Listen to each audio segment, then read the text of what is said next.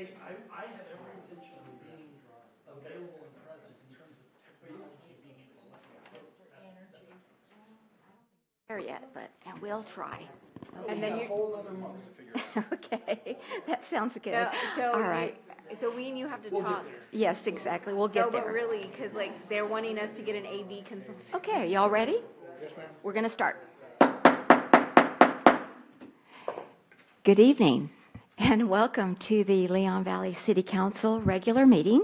Today is Tuesday, March 15th, 2022, and as you can see, all city council members are present, and we do have a quorum. Our city attorney is running a little bit late, and she'll be here joining us shortly. And we welcome everyone here in the chambers and those that are viewing us online, so thank you. I'm going to ask Council Member, it's about 6 o'clock, and I'm going to ask Council Member Benny Martinez to please lead us in the pledge. Thank you. Uh-huh. I pledge allegiance to the flag of the United States of America and to the republic for which it stands, one nation, under God, indivisible, with liberty and justice for all. All righty, thank you.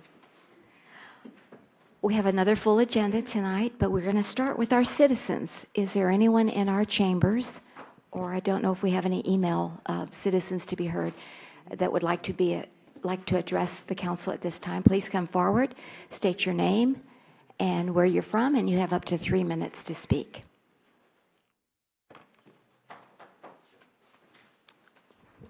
Thank you.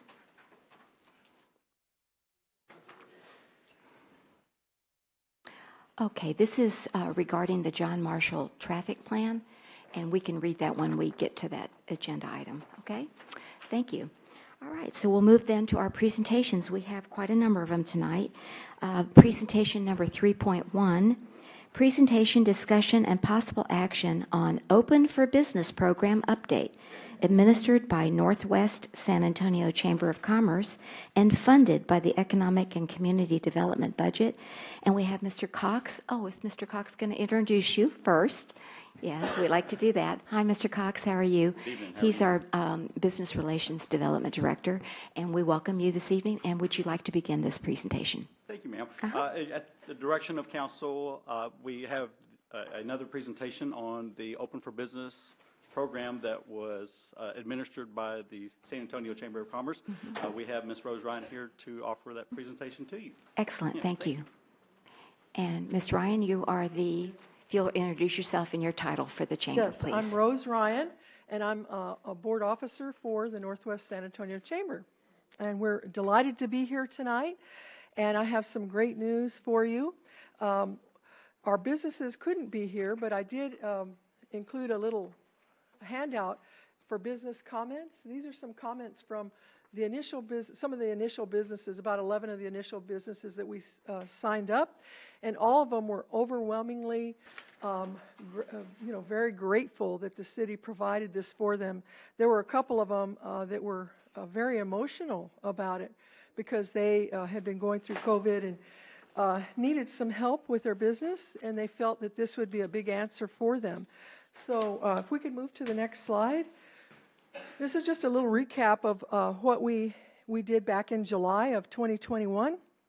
City Council approved $13,750 in EDCD funds for a pilot program for the Open for Business program, and it was for 250 businesses. And of course, our first charge was, how do you pick which ones? And so we looked at economically which ones were most impacted, from just what we were hearing from business associations and through the news media.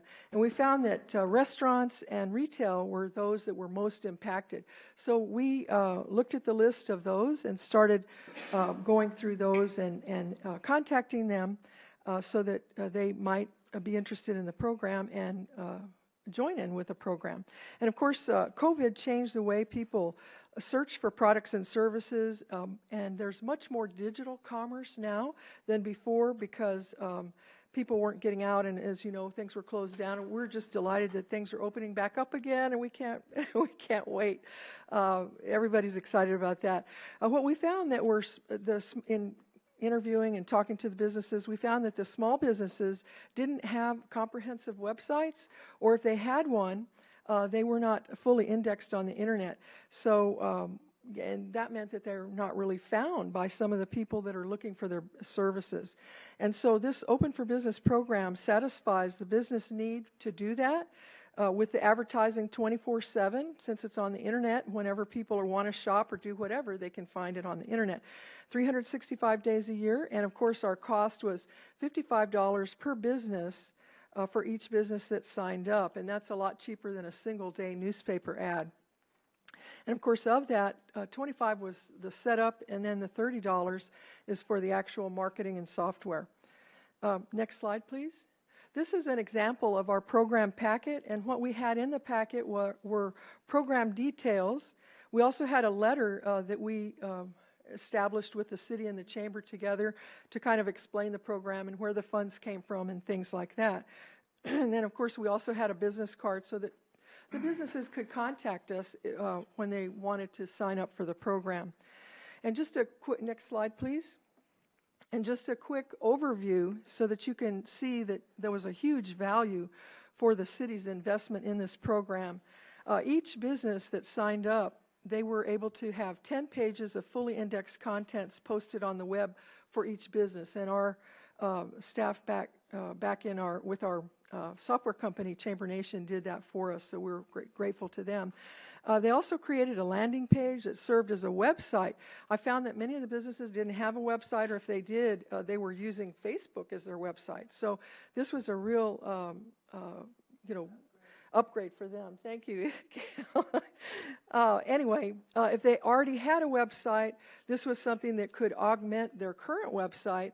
And of course, it enhanced their current website because it had a full-color display catalog of their services and links to their web and social media pages if they had those. And of course, it included a commission-free shopping cart. Many of the businesses that were using that were paying for those services. And in this catalog and shopping cart, they could sell their products, services, and menu items for restaurants. They had a mobile app that was created for them and a QR code that was designed for each business.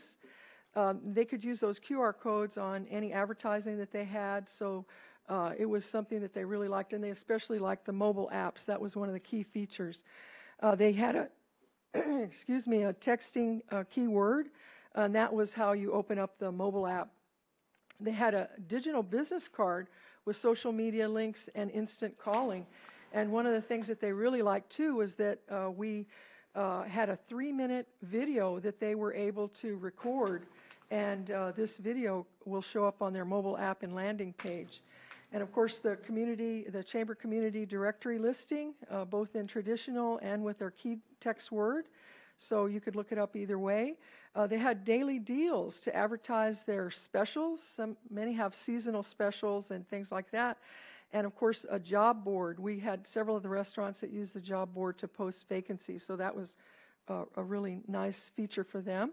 And we have a learning library with videos for marketing, cybersecurity, how to interact on Facebook, and a variety of other things to help businesses expand their business. And, of course, every month they received a report that let them know how many clicks and hits they were getting on their website. Some of the challenges, next slide please.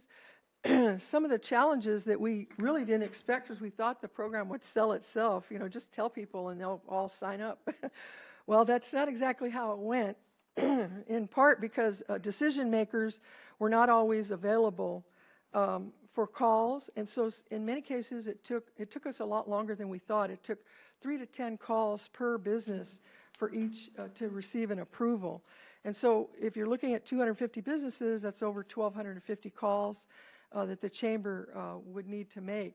We did spend over 600 hours on this project, and it took a lot more time than what we thought.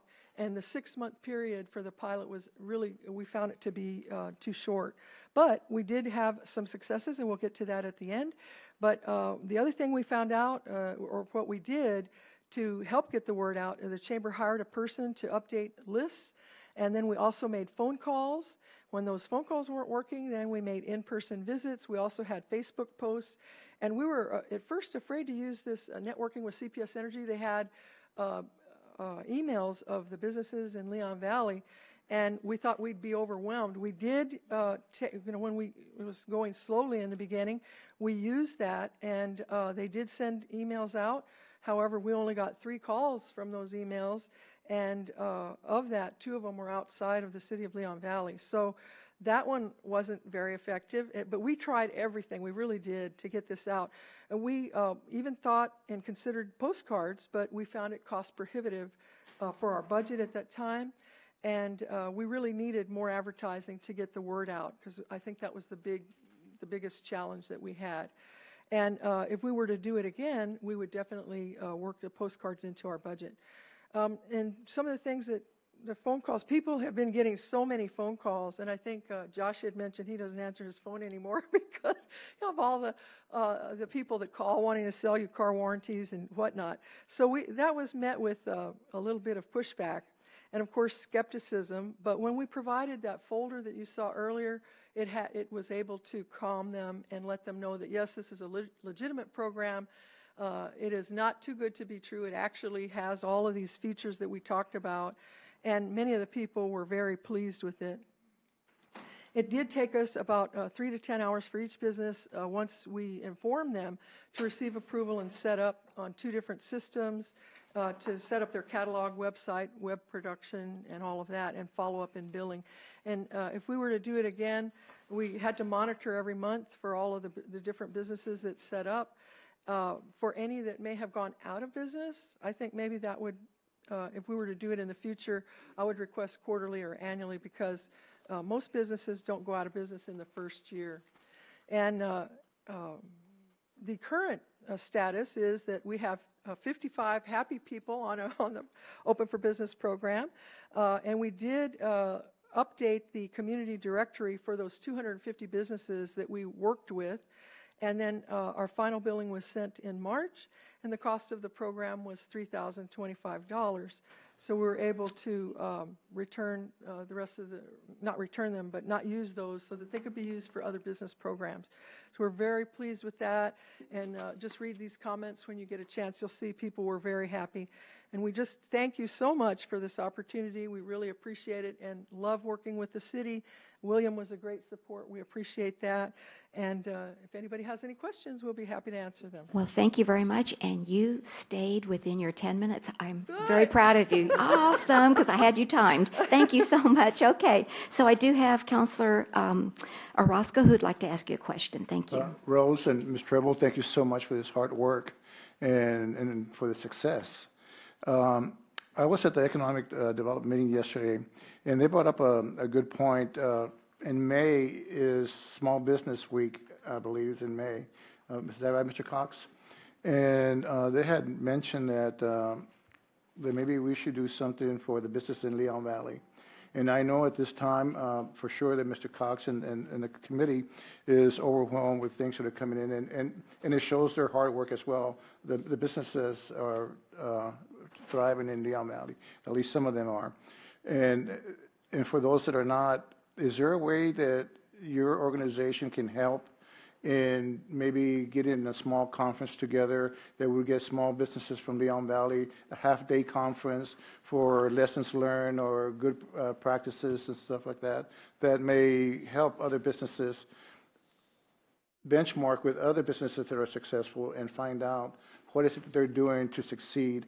I know we may be a little bit late for the May week, but I believe it doesn't have to be that week.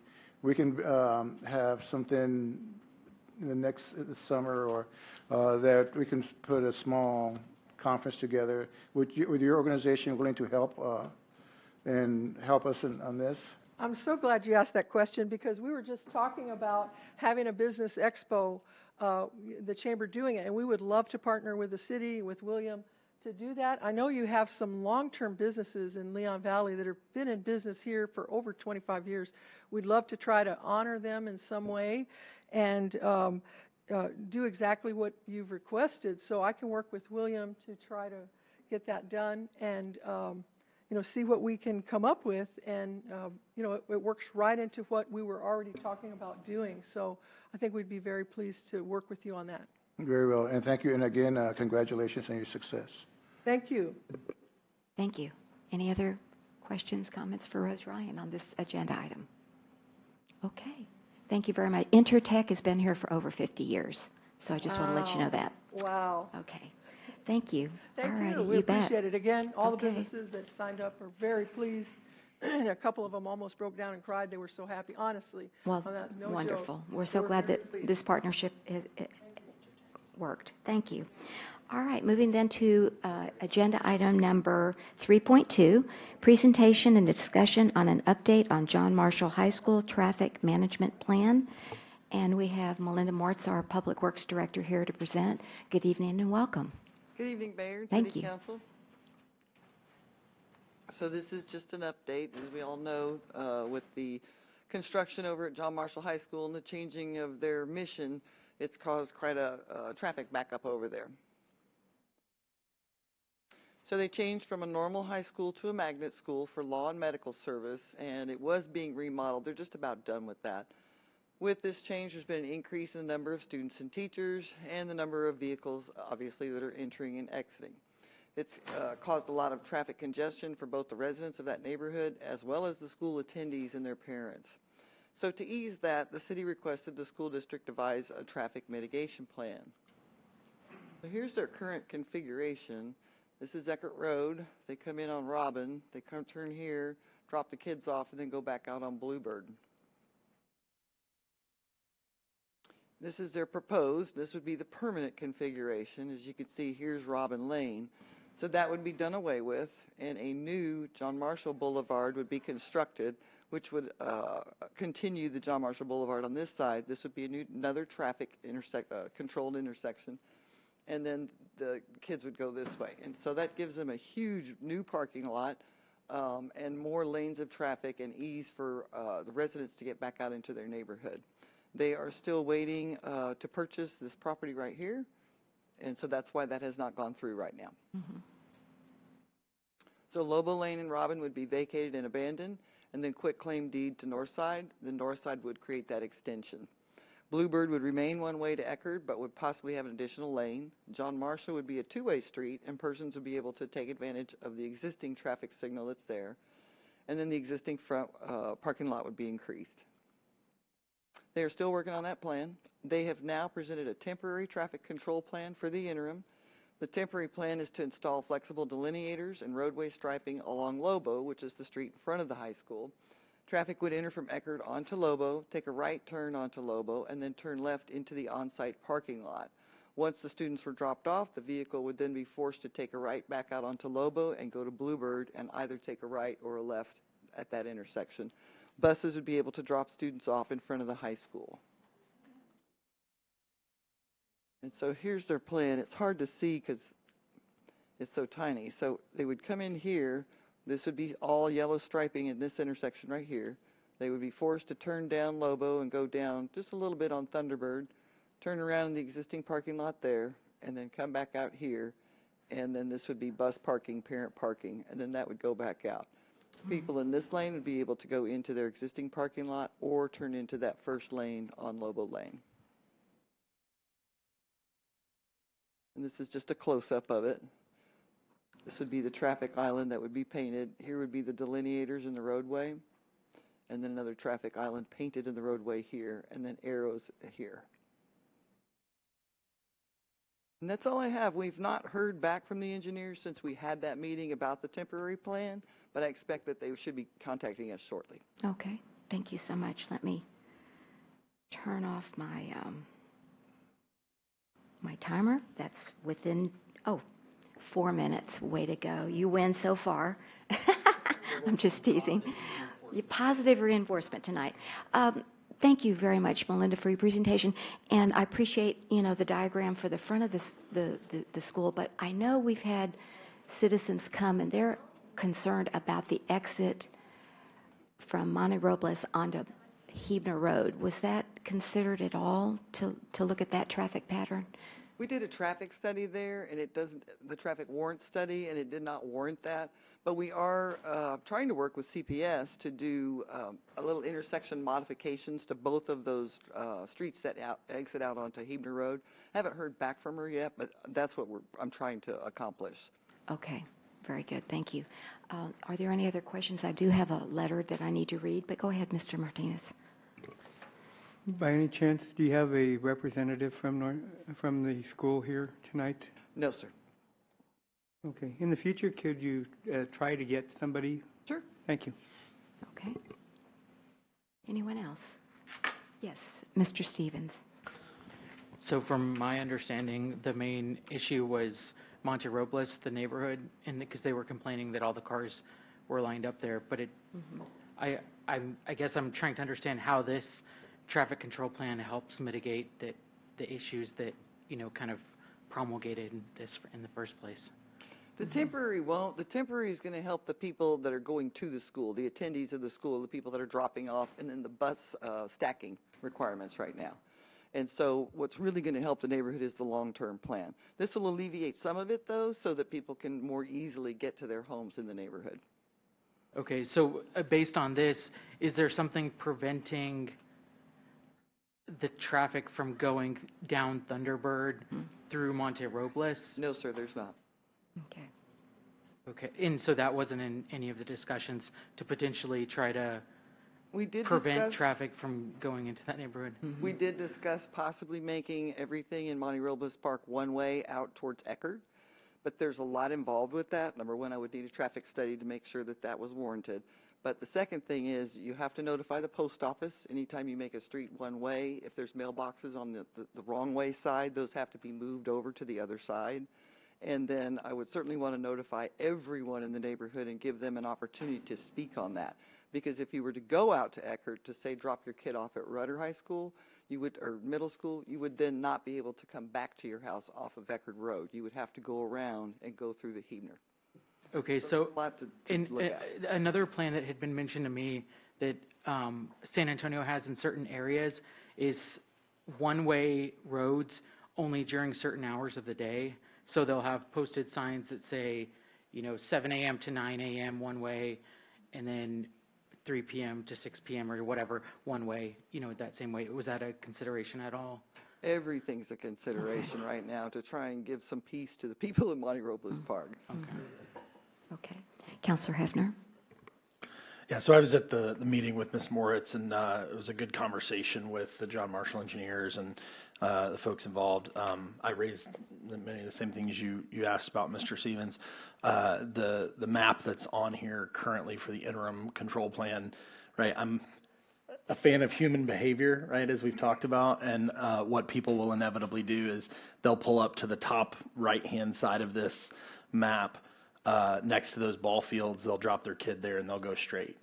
That's what people are going to do, because they're like, no, I'm not going to turn around, go through a parking lot to come back and go into the mess of the front of the school, right? So, they seem to think that this was a good plan, but to your point, right, if they don't have some way to prevent traffic, even if it's somebody holding a stop sign, right, at that point to say, They're going to go whatever on. it is, right? So they're just going to drive straight through the neighborhood. And I know that there's several of our citizens that are here tonight that are concerned about that. So both in the interim traffic control plan and in the permanent traffic control plan, I do think that there's a need for some sort of control element on the back side of the school, not just limited to the front of the school. And that was what we shared with John Marshall and said, we need your engineers to think about this.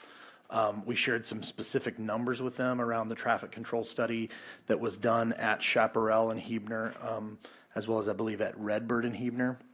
Both of those intersections, while they don't warrant a signal at that intersection, that would be more disruptive to Hebner Road than it would be worth.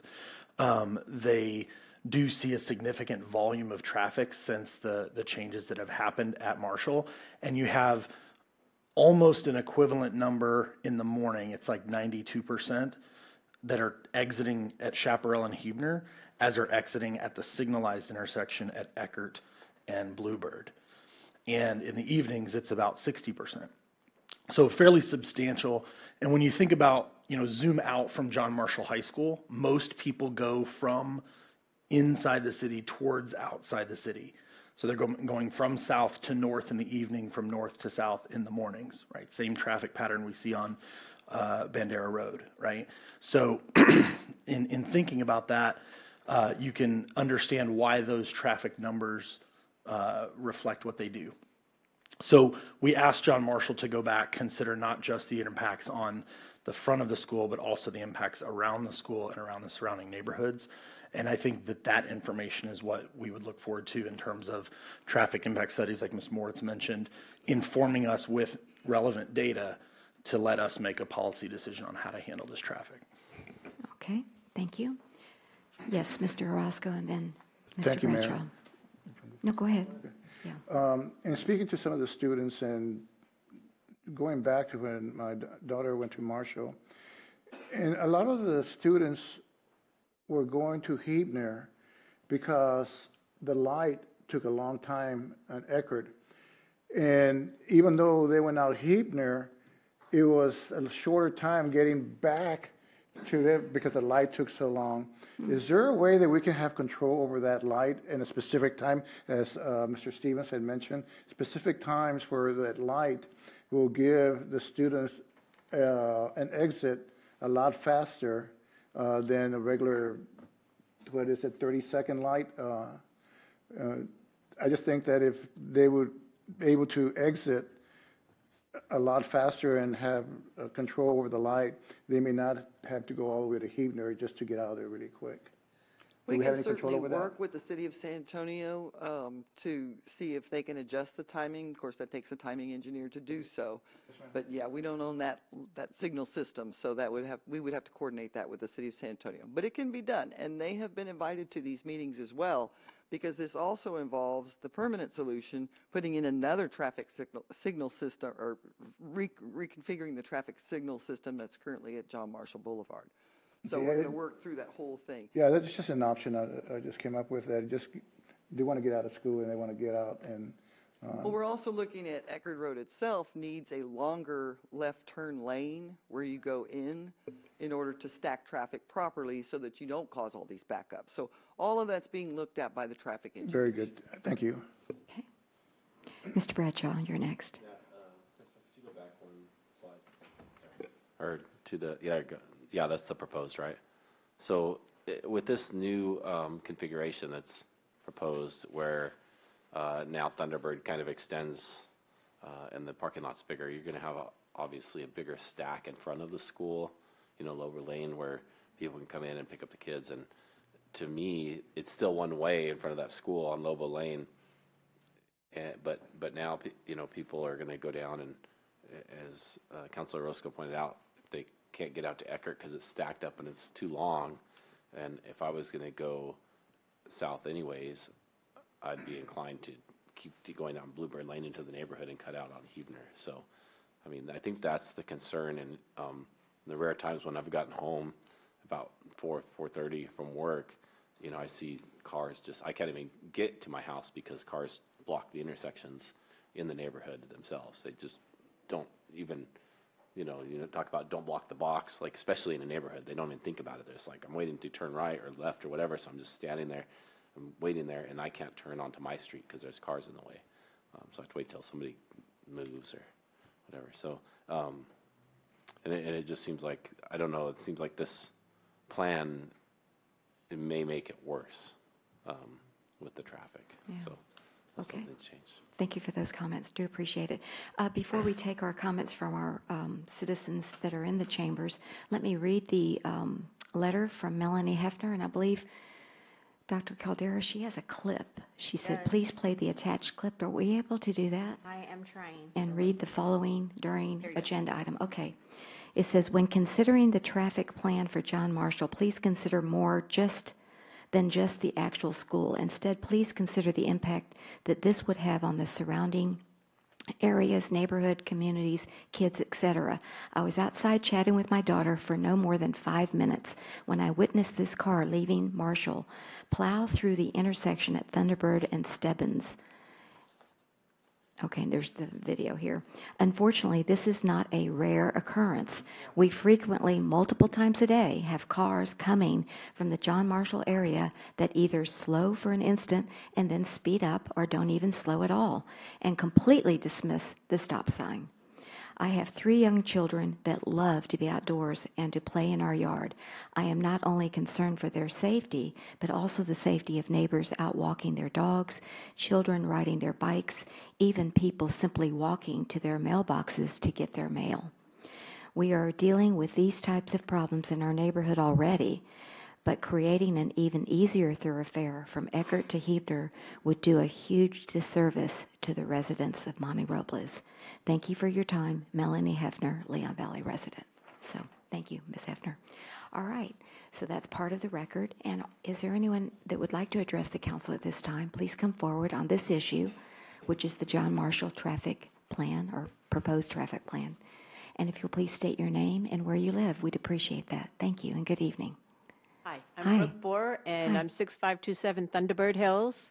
I've lived here for 19 years.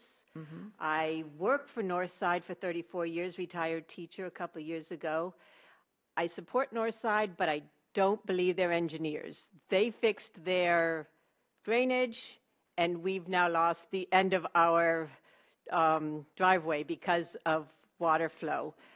I'm looking at this. I drive through there since I'm retired now during times, and I'm looking at where they want to change Robin, or now they're going to make it part of Marshall Boulevard. Right now, where you have the left turn onto Lobo Lane, parents don't get in that lane to pull in front of the school to pick up their kids. They're thinking, I guess, that that's only for the parking lot there. So they all get into the right turn lane, which takes me to Thunderbird, and they wait there to then do a big wide left turn to park in front of the school to pick up their kids. They are not turning left from when they come in unless they're going into that parking lot. So I don't see adding another lane for them to leave. That's still going to block us from getting in onto Thunderbird. The same with that idea of them going into that parking lot and doing the turnaround. We're going to get backed up waiting for these parents to turn across traffic into that parking lot because we're coming down, anybody coming down Thunderbird, we're going to have the bottleneck right there at the parking lot, where if they're coming in off of Robin or Marshall Boulevard and they're coming down Thunderbird, they're all going to be trying to get there, and we're going to be sitting in traffic, and I can't get to my house. I'm stuck. I can't go left. I can't go straight. I can't. So I don't see that this is making things better. And like I said, I support Northside all the time, but I don't trust their engineers, and so I don't see this study really working well. It hasn't worked for us so far. Appreciate your comments. And Brooke, how do you spell your last name? Borer, B-O-R-E-R. B-O-R-E-R. Yes. Okay, thank you very much. Really appreciate it. All right. Yes, Mr. Sines?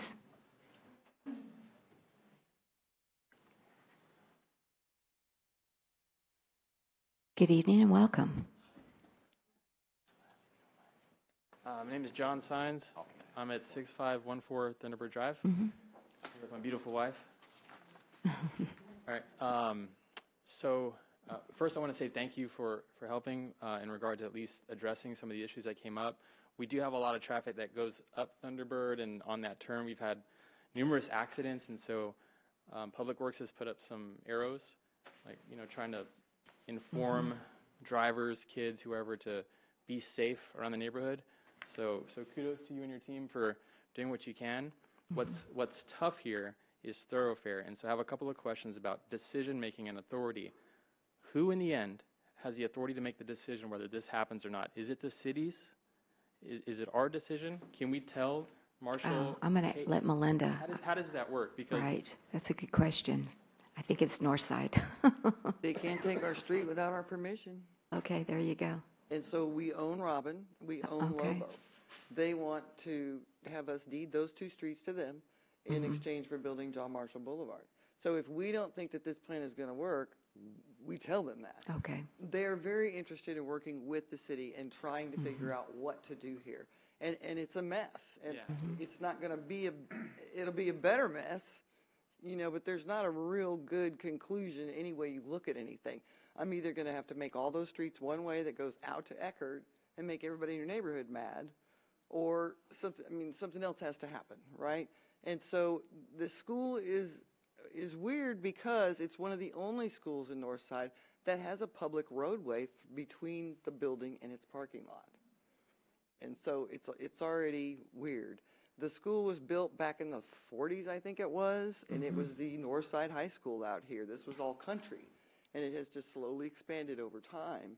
And with development, north of Eckerd Road and development on Bandera and on Eckerd itself, this has become a pain. So we're trying our best. We're going to work with them and with the city of San Antonio to come up with a solution that makes everybody at least a little bit happier and, regulates the flow of traffic. I agree with you that the kids just tear through your neighborhood all the time. And we don't have enough police officers to station one at Stebbins and Thunderbird to stop them. We just don't. And so short of throwing a spike strip out there, you know what I mean? I like the way you think. You like that, do you? Just a couple more points to make. Sure. One is it's not only the kids or young adults, but it does open free access to go through the neighborhood because there's not a lot of streets that you can cut through if you want to get to Huebner. So that's another concern, and vice versa. And so, kind of representing the neighborhood, it's just a lot of traffic coming through. We have a lot of growth. And so that's another question I want to ask you is do we have your commitment to help us with this? Because I know you're trying to work both sides of the equation, but I'm not helping you're you. helping the neighborhood, right? I mean, we have your commitment. Oh, absolutely. We wouldn't do anything to This is horrible. We have a neighborhood inside of Loop 410. They had a really bad traffic problem over there, and we worked with those neighbors, and we got 100% participation to make both of their streets one way. And it has worked out. Did. It was a lot to do because they did have to sacrifice their mailboxes in front of their house because now it's across the street. I mean, there was a lot of things that they had to sacrifice to get it done, but it's a much better situation. And even that wasn't the end of it. We're still back there now, 3 years later, going, okay, people are now running down the wrong way street. Okay, so now we're having to do some more traffic calming devices there. We'll never stop working with the citizens. I mean, this is your town. I'm just wondering, Melinda, I don't know who you're working with, but maybe could we have a citizen representative on that committee and maybe a counselor on that committee? He was at the meeting the last time, and that was very helpful. Who was that? If you wanted Counselor? Counselor Hefner. Counselor Hefner was there. Oh, okay, great. I did not know that. Great. I just We to have get that. Northside there. We have the city of San Antonio there normally. We have the city of Leon Valley there. This last time we had Counselor Hefner there. I'd be happy to have the neighbors there. Sure. All righty. Very good. Yeah. Okay. Great. Just to, again, make sure that we have all voices being heard at the same time to try to come up with a win-win solution. So, yes, Counselor Hefner. Oh, no, not win-lose. Win-win. And Mr. Sines, I would definitely encourage you, right, work with your neighbors just as they did at Hodges and Althea, right? Because Ms. Moritz's biggest concern is that we're going to upset the neighbors by making the roads one way. And I think that what I've heard from the majority of the neighbors there is the trade-off of having less traffic coming through the neighborhood is worth that trade-off. But again, how we have that conversation with the citizens in Monte Robles Park, the citizens that are along the long axis of John Marshall on Thunderbird, those are conversations we definitely need to have. Okay. Thank you. Yes, ma'am. Please come forward and state your name and where you reside. Thank you. Hi, I'm Cynthia Kimball. I live at 7710 Stebbins Street, which is the corner of Thunderbird and Stebbins, so I see the stop sign get run through all the time. But my point is, the school has open campus lunch. Our neighborhood gets impacted 8 times a day by those kids because there's kids that there's nowhere close for those kids to go eat, but they have open campus lunch. I see them playing Frogger across Eckerd all the time, and all they're doing is going to the Circle K or the other little convenience store. The ones that go through our neighborhood are trying to get to like Arby's and Whataburger and all of those because that light at Eckert takes too long, Eckert and Bluebird. So they come tearing through our neighborhood while I'm walking the dog, and I'm always screaming, slow down. But I'm going to have to learn to stop doing that because I got a really vicious look the last time I did that. And I was afraid to call the school police and tell them in case they got a hold of the student because I got the license plate number, and they would know where I live and do damage to the property. So, but our neighborhood gets impacted 8 times a day because of that open campus lunch. They need to stop with the open campus lunch. There's nowhere for those kids to go. There really isn't. That would make four times that our neighborhood gets impacted, vice 8. All right, thank you for that information. Do appreciate it. Yes, Mrs. Sines, you're next.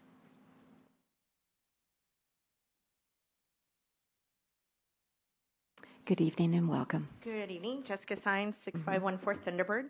I just wanted to add and I think we've mentioned this before with Melinda, just in conversation, definitely to consider EMS being able to get in during those times, firefighters. And I don't know if any of my neighbors have heard, but EMS or the ambulances have been in there last couple days. I don't know for who. But it always worries me because we do have a lot of elderly neighbors, and if something happens during those peak times where traffic is backed up all the way up Thunderbird, like Councilman Bradshaw mentioned, we can't come in or out of our driveways during some mornings. Well, not morning. Well, yeah, mornings too, because it's hard for us to get to Huebner with that traffic. But leaving during 4 to 5, sometimes 5:30, just depending on if there's any events happening at the campus. Even at night, school buses, it's just, to me, it's really dangerous. We're not taking, the neighbors into consideration as much as Marshall's wanting to work out there. Maybe that's something they should have considered before expanding their school, but I definitely wanted to make that point. Okay. And in the short 2.5 years that we've lived there, we've had a car in front of our house get totaled because they were taking the curb too fast and they hit the fire hydrant. We had another little girl wedge her car in between 2 trees, 2 homes over from us. She said she was trying to avoid a deer, and her car was wedged in between. She had to get it pried out. So, and then I'm pretty sure if you were to look at police logs, you'd see my name on there multiple times for having kids on my property arguing with my dad about losing their property on my property. So, and my kids are homeschooled. My boys like to be outside. I have boys. And for that reason, I don't even let them go outside unattended. Because and since then, we have put up a fence. They still come in. From the back, from the front, just no cares. So definitely wanted to make that point too. Okay. Thank you. Thank you for those comments. We really appreciate it. All right, anyone else? Okay. Well, this was just an update, but we will keep everyone posted and work together. Oh, yes, Counselor, do you have something else before we move on? Yeah, so Yes. I'm a little concerned. So we haven't had any updates from Northside since Valentine's Day, right? That was y'all's meeting? Since Valentine's Day, is that what you said? Yeah, and so I'm a little concerned that we're being maybe too nice. I think that, from my perspective, we have constituents suffering. I've also heard about the drainage problems. I don't think the engineers are taking into account beyond their property as much as they should be. And so I think that it may benefit us in the long run to add a little bit of pressure to the engineers and say, hey, we need to find a solution for this. Instead of just sitting back and saying, let's watch what they do, we should make them develop a plan that's actually going to conform to the residents and hopefully mitigate some of these problems sooner rather than later, temporarily, and then obviously for the permanent, traffic issues as well. I did want to mention another possibility, and I think it might benefit also for this circumstance to kind of think outside of the box and think even beyond the original Marshall High School plat of land. And so, for example, I've seen the traffic that's lined up on, just driving on Huebner, you can see the traffic lined up on Chaparral and Redbird trying to turn out onto Huebner at the school time. It looks horrible. Like, I would hate to live in that neighborhood during that time especially. But I'm just throwing this out there, is there a possibility that to ease traffic, we buy up 10 feet of right-of-way from those property owners right there along Huebner Road, or Northside buys it up, and then we add an acceleration and deceleration lane along that whole stretch of Huebner, on those two roads, because that'll help people turn out. It'll not slow down the traffic that's on Huebner, but it'll help them turn out and hopefully merge safely, beyond. So just an idea, and I think it might benefit us to think about maybe other possibilities beyond Marshall, because it's obvious these engineers are not thinking of the traffic issues that they're causing in the neighborhood. So, If we changed all those streets to one way, then you wouldn't need that lane there. And so what we really need to do is find out from the neighborhood if that's something they want to pursue. And if it's something that they really want to pursue, then I would suggest, we have a neighborhood meeting, get the sentiments of the people, and then present that plan to Northside. And then also, Melinda, how do we petition San Antonio to increase the length of that light? I'll just contact the San Antonio Okay. engineer and let them know. That sounds like a It's going to solution. depend on the timing on that street. Okay. I'm not sure if those signals are timed like on Bandera Road. If they are, then that's a little bit harder of a sell to them, but we can certainly approach them and find out. Okay, very good, thank you. Councilor Orozco. Just one question on the Northside Independent School District Police. How far does the jurisdiction go as far as enforcing the law? I know that you had indicated that some more police just cannot be there, and I can totally understand that. But is there a reason why the Independent School District Police can be there and police the area? We pay them for our school taxes and everything, and I just don't know how far their jurisdiction goes as far as traffic, running stop signs and stuff like that. One of our big frustrations with Northside is that they don't do traffic control. If you look at several of the other schools, not in the Northside district maybe, but there's one off of Vance Jackson, they hire Bexar County off-duty police to come and patrol and take care of the traffic. They will stop traffic on Vance Jackson and let the kids go across the road. And so that was one of our first questions to them is, you've got police officers on campus, how come they can't come out there and do something? Well, we weren't budgeted for that, or, it's kind of vague. So that was one of our early frustrations. It still is. But they do have a jurisdiction to enforce the law in that, don't they? I mean, I don't know. And we also got other law enforcement agencies as constables that I've seen them give tickets on Huebner. We can ask them for their help. They could certainly hire during their peak times. Okay, And thank they you. are saying that they won't. Yes, a very popular topic. Councilor Hefner, go ahead. And to answer your question, Mr. Roscoe, I believe Marshall has 3 resource officers on campus, and I believe what I've been told is the bulk of their time gets taken up dealing with student issues. Okay. So that spills out into the neighborhood, as Ms. Sines mentioned. Right. Come on up. We're recording the meeting, so it all has to be on the microphone. Thank you, Cynthia. Go ahead. I stopped Officer Cortez the other day when he was coming down the street, and he said that they were encouraged to start patrolling our neighborhood as part of their jurisdiction to control the kids, but you don't see them around at the right times. Okay. And he's been there 28 years, so he said, but I never see him, Leon Valley, or constables at the right time in our neighborhood to stop the people from doing what they're doing. And the reason I said that our neighborhood gets impacted 8 times a day, potentially, is because they have 2 lunch periods, and they're both open campus. Okay. So that's why it's 8. All righty. Thank you very much. All right. Yes, sir. Before we move on, and this again is a comment on the John Marshall traffic plan. Okay. Very good. Thank you. And if you'll please state your name and where you reside. My name is Todd Bruning. I reside at 6527 Thunderbird. I just want to underscore what's been mentioned a couple of times, but please put in minutes, that before they go forward with any plan, yes, sir. We'll want to see Northside actually examining what's happening outside of their property. You know, as we saw with the drainage problem, we've already pointed that out. Let's make that part of whatever they come forward with, a study that's backed up with more than an engineer's words that says this is the impact that will have on your neighborhood. And then let's all look at it and debate what the meaning of that is. All right. Thank you for that suggestion. Do appreciate that. All right. All right, so we will move on then to the next presentation since there's no action on this one. Agenda item number 3.3, presentation, discussion, and possible action regarding the 2022 swimming pool fees.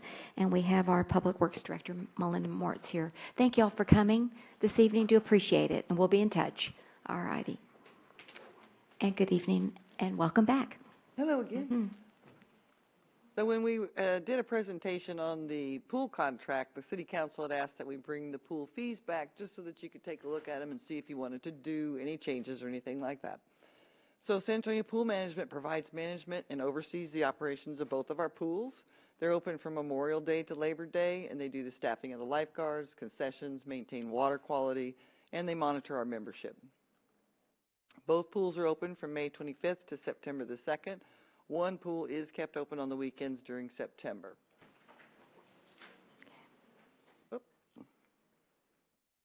And this just shows you, I thought these were interesting, pool attendance slides. So at Forest Oaks is the majority of your memberships, with community pool coming in way below.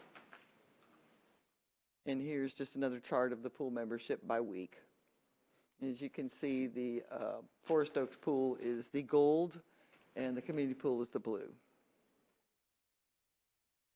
So total visits, 5,764. Leon Valley Pool was 1,800. Forest Oaks Pool was 3,964. So here's your contract analysis. Last year we paid $101,000. This year we're going to pay close to $106,000. And you're going to have a deficit as if you were looking for the pools to make you some money. They're not. We did make some revenue, though. I mean, it was $40,000, so it wasn't a total. And then here's your current fees. So your daily gate pass, $5. Season pass for adult residents, $40. Child is $30. If you're non-resident, it's $60/40. If you're a swim team member, you pay $10. And then the maximum amount per family is $200, and that gives you up to 8 family members. We have affordability guidelines, and these are the fees for those. And then the extras, so swim lessons, swim team fee to use the pools, and then the pool parties.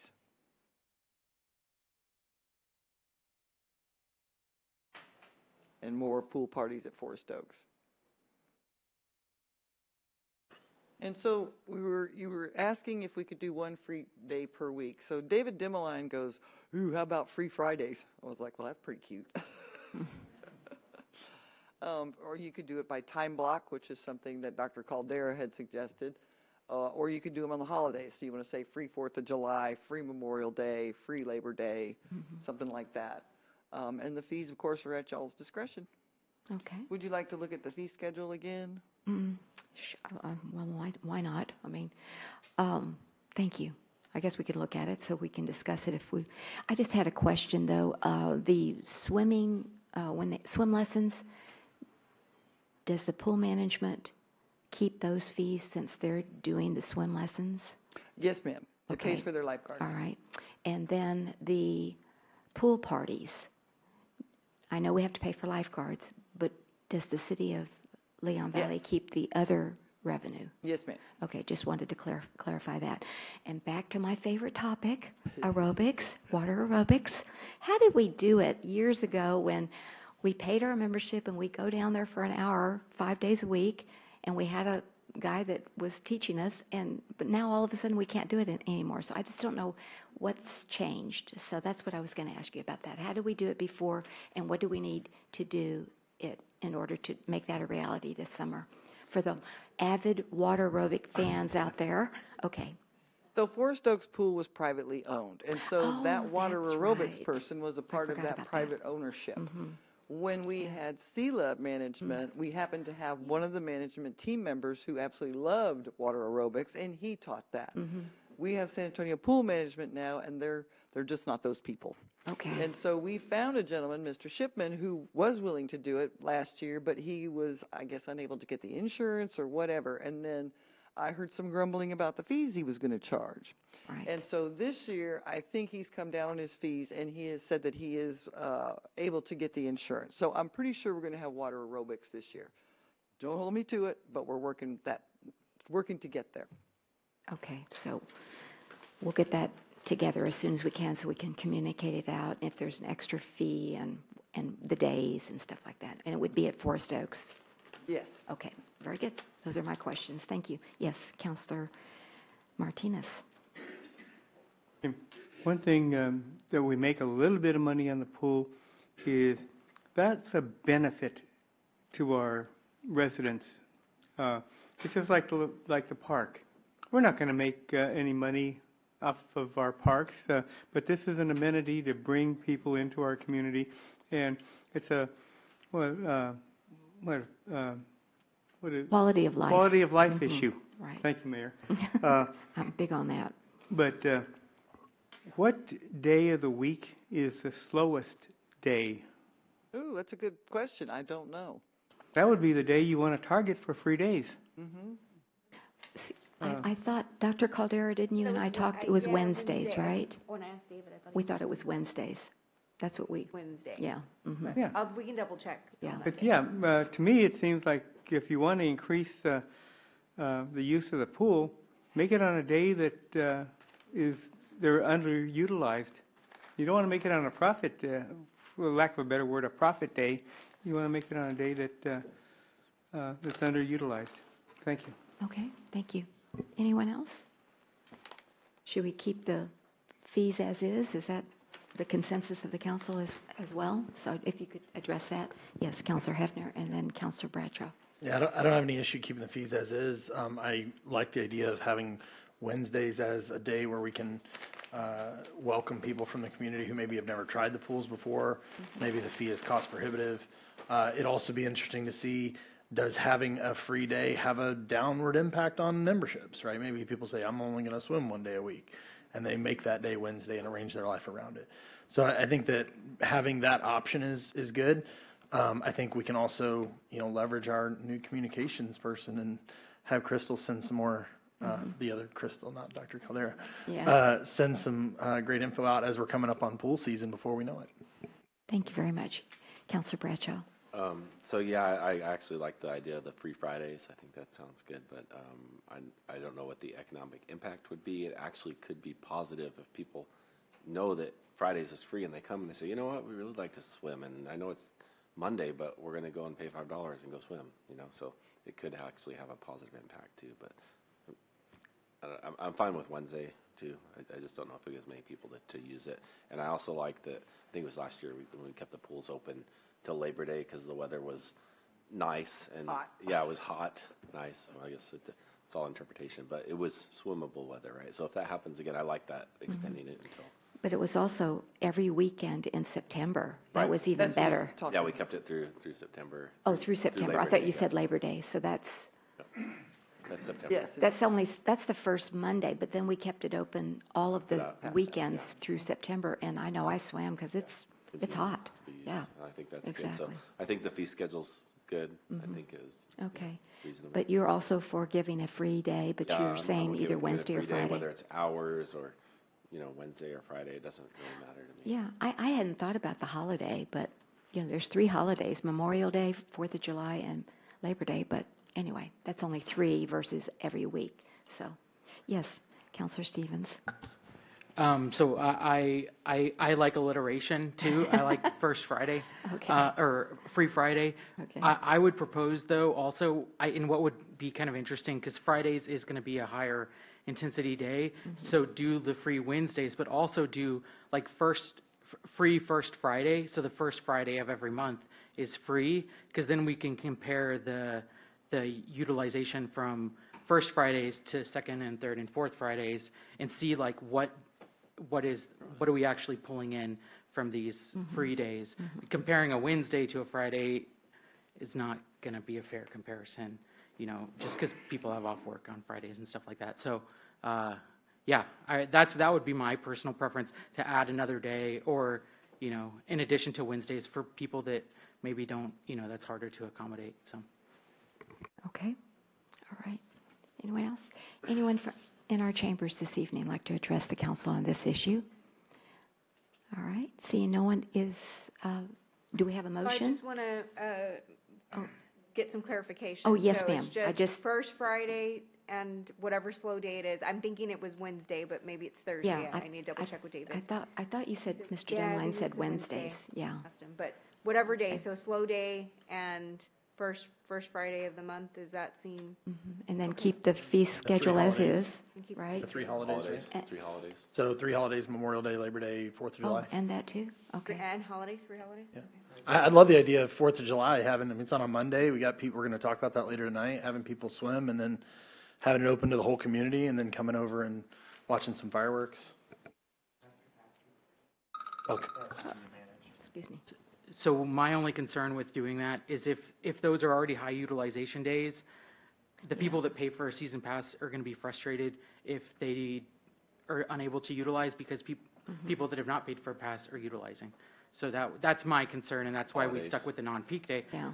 So for those holidays, what is our utilization, you know, usually? Yeah, I was thinking of that in lieu of the Wednesdays and Fridays, so, but it's up to y'all.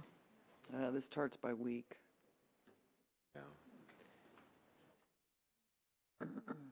Yes, sir. I mean, is there any downside to having our pool used at capacity? Like, Oh, heck no. I don't think so. I think as a quality of life thing, like, people want to go to the pool, let's let them go to the pool. Well, it's, I understand your point about paying versus non-paying people, and yeah, it's the like, fact of if you're paying for a membership and you can't get in, like, people are not going to be happy about that. how many memberships did we have last year? I don't think I have it in I don't think slide. you had that. You just had the attendance, 5,000 some odd, 700. Counselor Bradshaw, go ahead. Yeah, so I guess my question is kind of along those lines, is how many times did we sell out? Yeah, how many times did we hit capacity during the season? And if it never happened, then it probably isn't an issue, but it could become an issue if we did really good job marketing.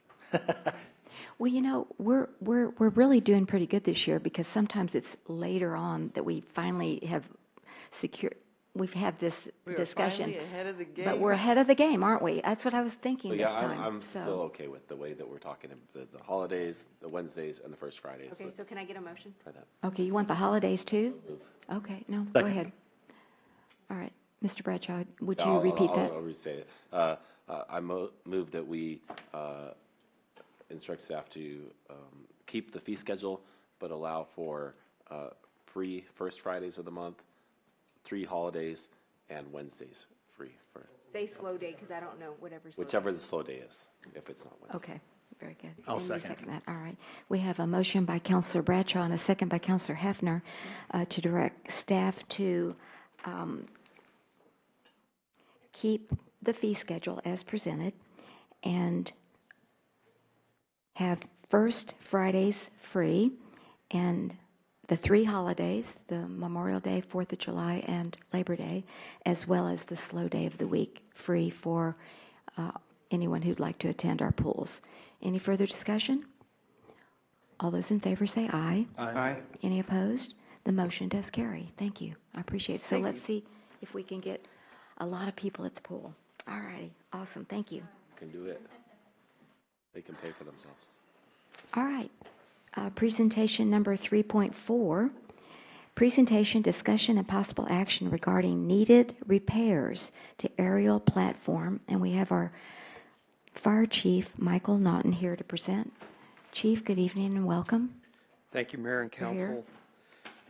Fire Department comes before you tonight to look for guidance on what to do with one of our vehicles.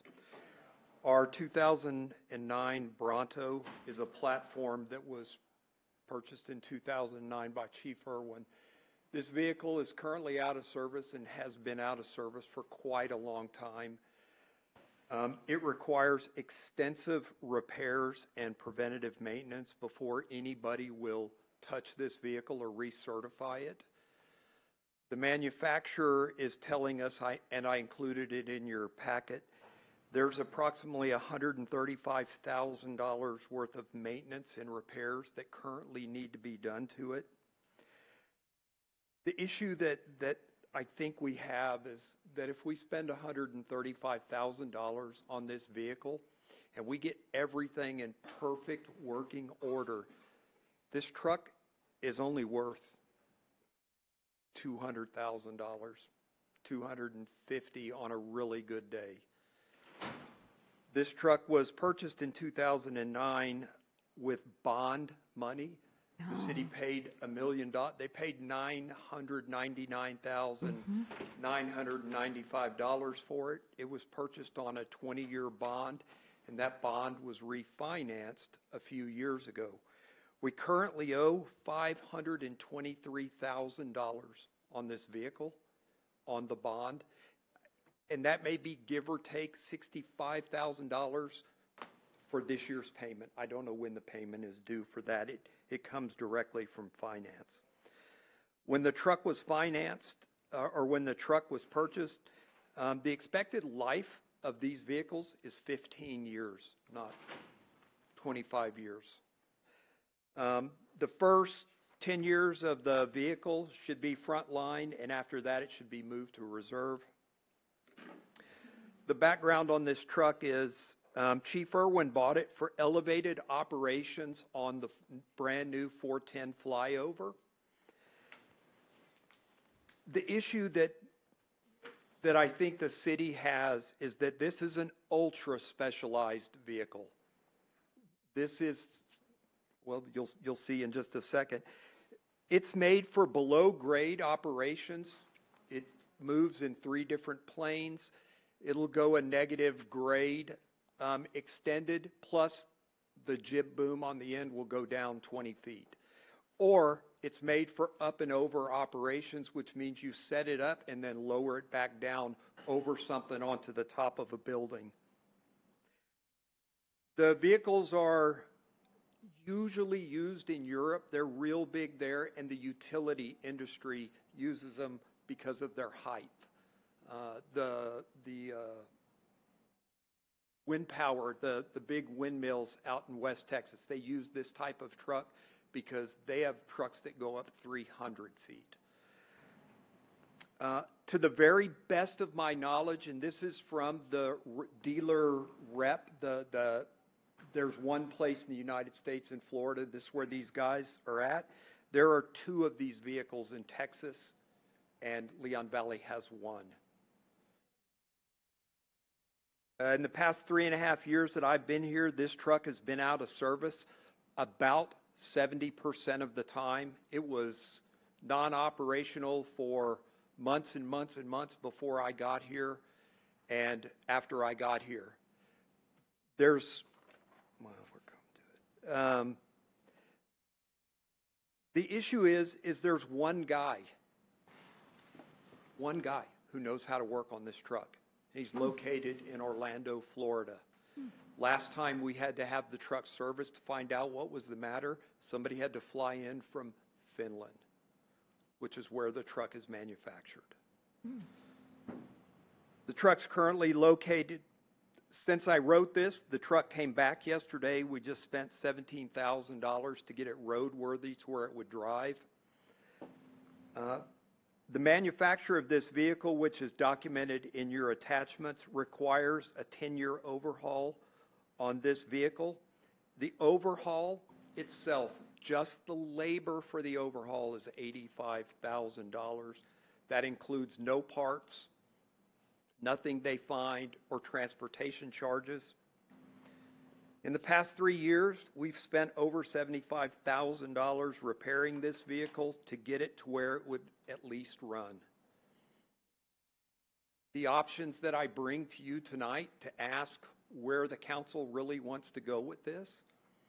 Option number 1, we can spend the money to replace the truck and do the preventative maintenance and bring it back into certification standards.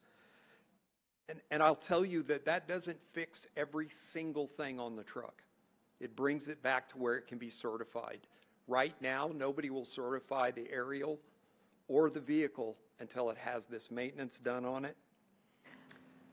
Excuse me, Chief, can I just ask you, just Yes, before ma'am. we go on, just for a clarification from my own understanding, is it 85,000 plus 135 No. equals certification? 80 of the $135,000, 85,000 of it is labor. Okay, that's what I Just for the didn't- required maintenance. Okay, thank you. I just appreciate that. If we repair it, it'll come with a certification certificate for the pump and the aerial. The repairs and maintenance will take 2 to 4 months. It can only be done in Florida. And if we get it fixed and we get those certifications, we'll continue to receive ISO credit for it. And after we do that, we will continue to spend about $25,000 a year in maintenance on it to keep it running. Okay. Chief, they won't give a warranty for their work? Okay. Oh, they'll give you 90 days? What is it, a year? Oh, a year? Year on Oh, the okay. work that they do. Okay, I just was curious about that. Okay, thank you. Option number 2 is to sell it and replace it. I don't think in its current condition it will bring very much money. Maybe $50,000 to $100,000. You could take the cost of repairing it and put it toward the down payment on a future truck, just like our other truck, and have a lease purchase where you pay $130,000, $140,000 a year.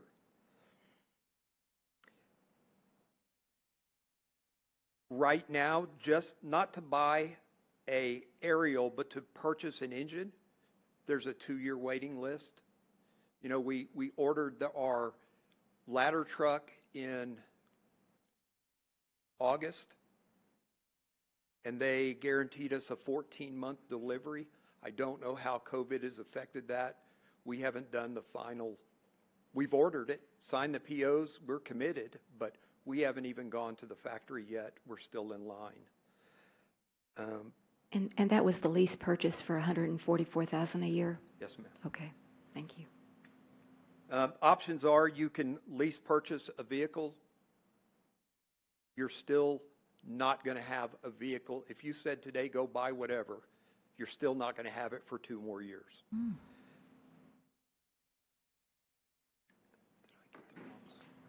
Yes, Counselor, excuse me, Counselor Hefner has a question, if you don't mind.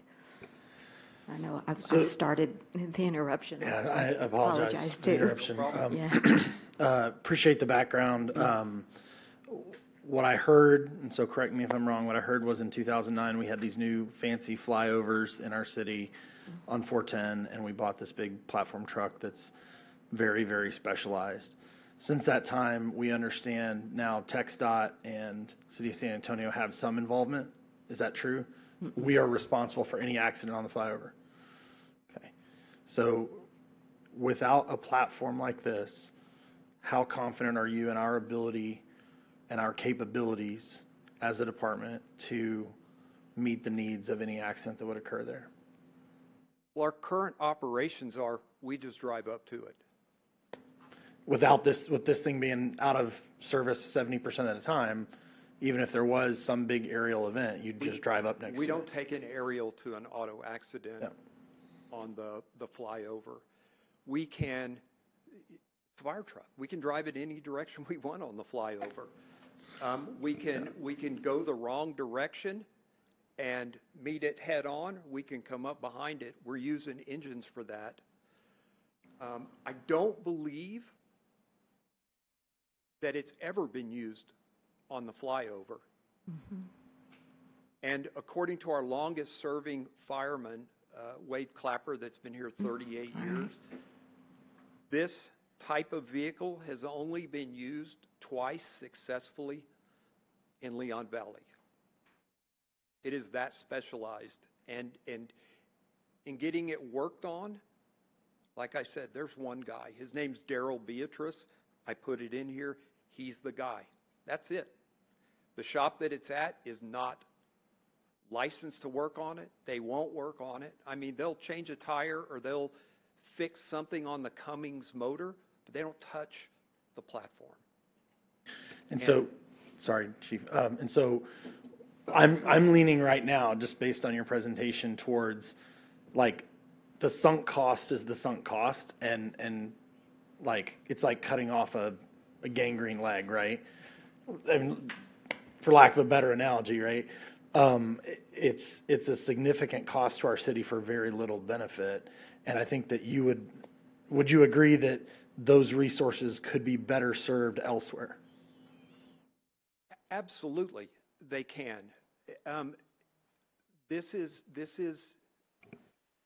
It's not a fancy truck. It has air conditioning. That's about it. But it would be the equivalent of taking a Bugatti to a shop to get worked on. I mean, there's not a shop in San Antonio that works on those. You have a better chance of getting service on that than this truck. We have transported it to Florida to have work done on it. I mean, you're looking at $9,000 just to get it to Florida and back. Okay. The truck itself, we're going to put good money and continue to do so. It requires $10,000 worth of routine maintenance, preventative maintenance, not oil changes, none of that, just to the ladder. That's in the paperwork that I sent you from the manufacturer. Right. We are sinking a lot of money into this, and we will continue to do so until the truck doesn't run or it has its next issue. Okay. Our current issue today is we don't have an aerial device. Our ladder truck is in the shop with getting a new transmission put in it. The water tower rescue, we had to get somebody else to come because we didn't have an aerial. So we don't have a fire truck at all? We have a fire truck, we just don't have an aerial, something that Just elevates. don't have an area, but we have so how many vehicles do we have? We have this one here. Bronto, the a Bronto, ladder truck, ladder truck, and an engine. Okay. And which one is in the shop? The ladder truck. The ladder truck. It's been It's in got there for about a month. Transmission. getting Okay, a so we just have transmission. It's already scheduled to be We have the replaced. pumper. You've already purchased yeah. the truck. Okay. All right. In the last option. Yeah, it's do nothing. Yeah. Right. Is do nothing, but the right. do nothing option will affect your ISO. Sure. Well, that's really not an option. But anyway, Councilor Martinez wanted to ask you a question as well. Yes, sir. What I have trouble understanding is this vehicle is very lightly used. And why is there so much maintenance problems with something that's not very or used that often? That's one of the questions I have. You want Chief to answer it? Go ahead. Go ahead. Chief. When it runs, it is used, but it's very specialized and it takes routine maintenance. And it's just what was purchased. I mean, like I said before, it's an ultra specialized piece of equipment, not unlike your current ladder truck, which has 6-wheel steering. Doesn't work, but it has 6-wheel steering. They're one-offs. Okay. My proposal, the ladder truck you bought, was a straight ladder truck. There's nothing added to it. There's nothing taken away. It's the same brand, make, model that 90% of the people in Bexar County buy, sell. They have a shop here in town. That's the one we bought for about $900,000 to $875,000 about 4 or 5 years ago. We paid cash for. No. This is our current ladder truck is a 99. Okay, because we bought one truck about 4 or 5 years ago and paid cash for it. Okay, that's the engine. Okay, you know the way I look at it, we're stewards of the people's money, and this is keeping this truck. I know it's going to hurt to take the loss on us still owing money, but it's like throwing money down a dark hole, and I think we need to stop the bleeding. And I'm in favor of selling it and replacing it with something that's more functional for our needs. And I think that's all I've got right now. Thank you. Thank you.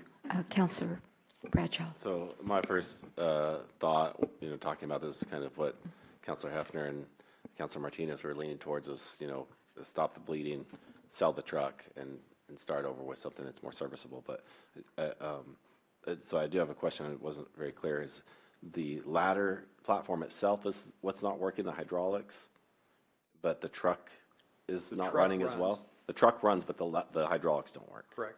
So The ladder, the boom. The boom doesn't The work. basket. And the reason we have to send it to Florida to work on is because, is there anything like voiding the warranty, or just saying that's the only person who does it? It's not in warranty. They're Okay, the so- only right. place in the United States that fixes it. So like Cardi equipment that in Austin, they don't work on these? No, this is the only place. So I'm online, Cardi equipment, Bronto technical support and parts, sales and service. Cardi equipment was just bought by Holt Construction. Oh, okay. And so This is I'm just wondering if there's, I'm searching online, there's Bronto This is a Skylift complete trucks for sale. rebuild of the boom. Well, and that's what they have on their website, is a bunch of different boom trucks for utilities and different things like that, and they're Bronto trucks. So I'm curious if there's anybody else that's out there that could do it. And that's in Austin? Yeah, it's awesome. Oh, wow. The manufacturer themselves telling us this is where it has to go. Well, Florida. Do the work. So again, I wouldn't trust the manufacturer to tell you who needs to do the work. I would check other sources.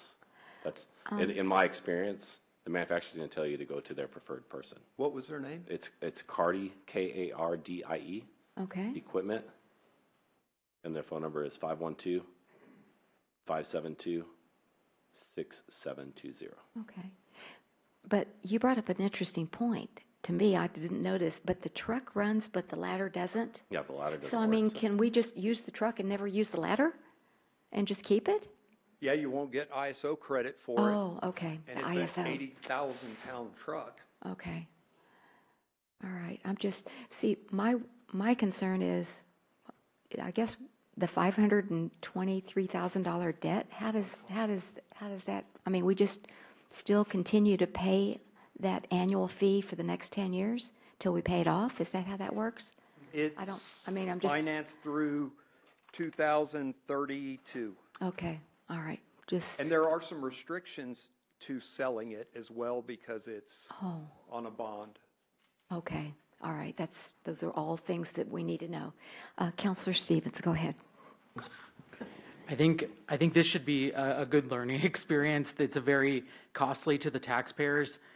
It's kind of frustrating. In general, we should have never had a bond beyond the usable life of a piece of equipment. He's saying that the useful life is 10, or when they're on the front line, it's 10 years. So you would generally just finance the bond for 10 years and then hope you get another 5 out of it.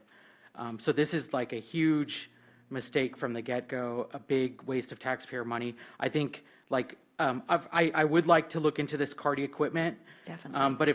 But if their price is anywhere close to this, we just need to cut our loss, continue figuring out how to best pay off, whether we get another bond to pay off the truck, and then, it's a complete disaster, to be honest, because this is like the worst thing that can ever happen to a person when you're financing a piece of equipment. I do think, though, and what is kind of concerning to me is that I know that y'all primarily use your engine, and so you have in your, I think we have to go ahead and purchase another engine regardless of what we do with this,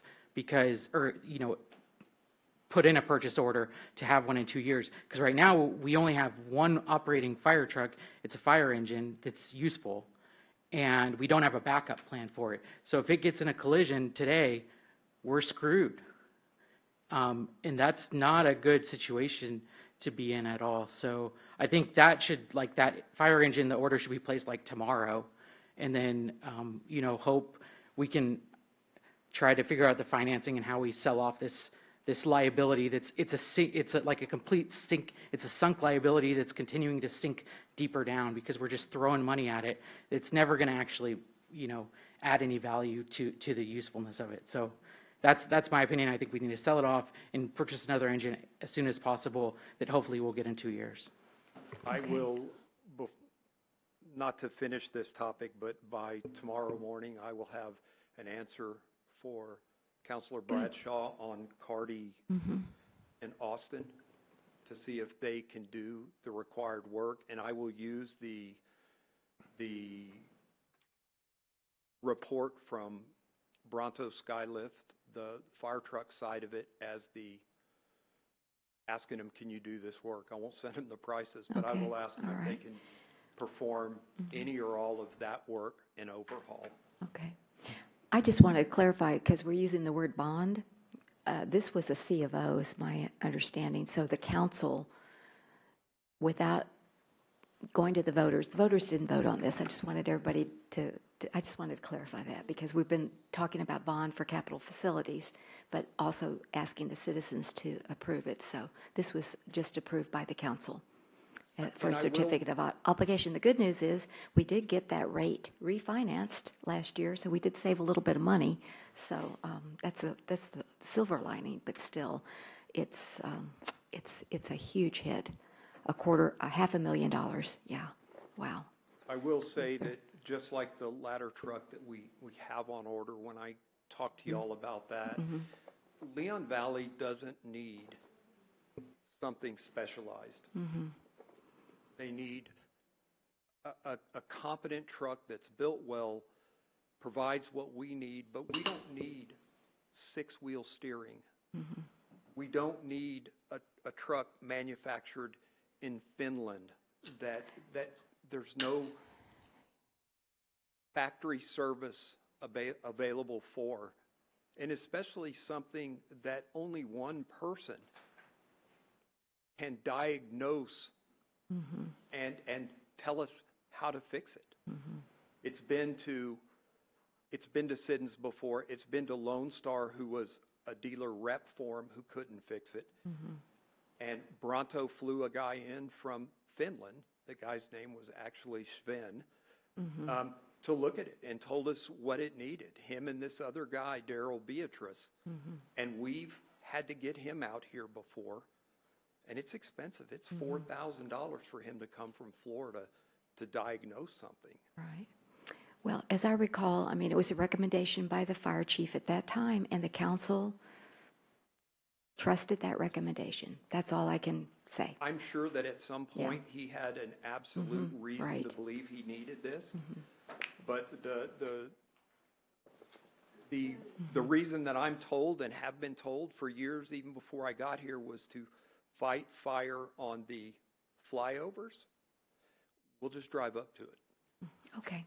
Well, we got that clear. Councilor Roscoe, did you have something else to add? Thank you, Mayor, and thank you, Yes, Chief. sir. Yes, we definitely need to stop this bleeding of money going out on us. I'm getting flashbacks from my old AMC Javelin, and my goodness. And in respect to Mr. Bradshaw's idea, I would like to table this to the next meeting. Okay.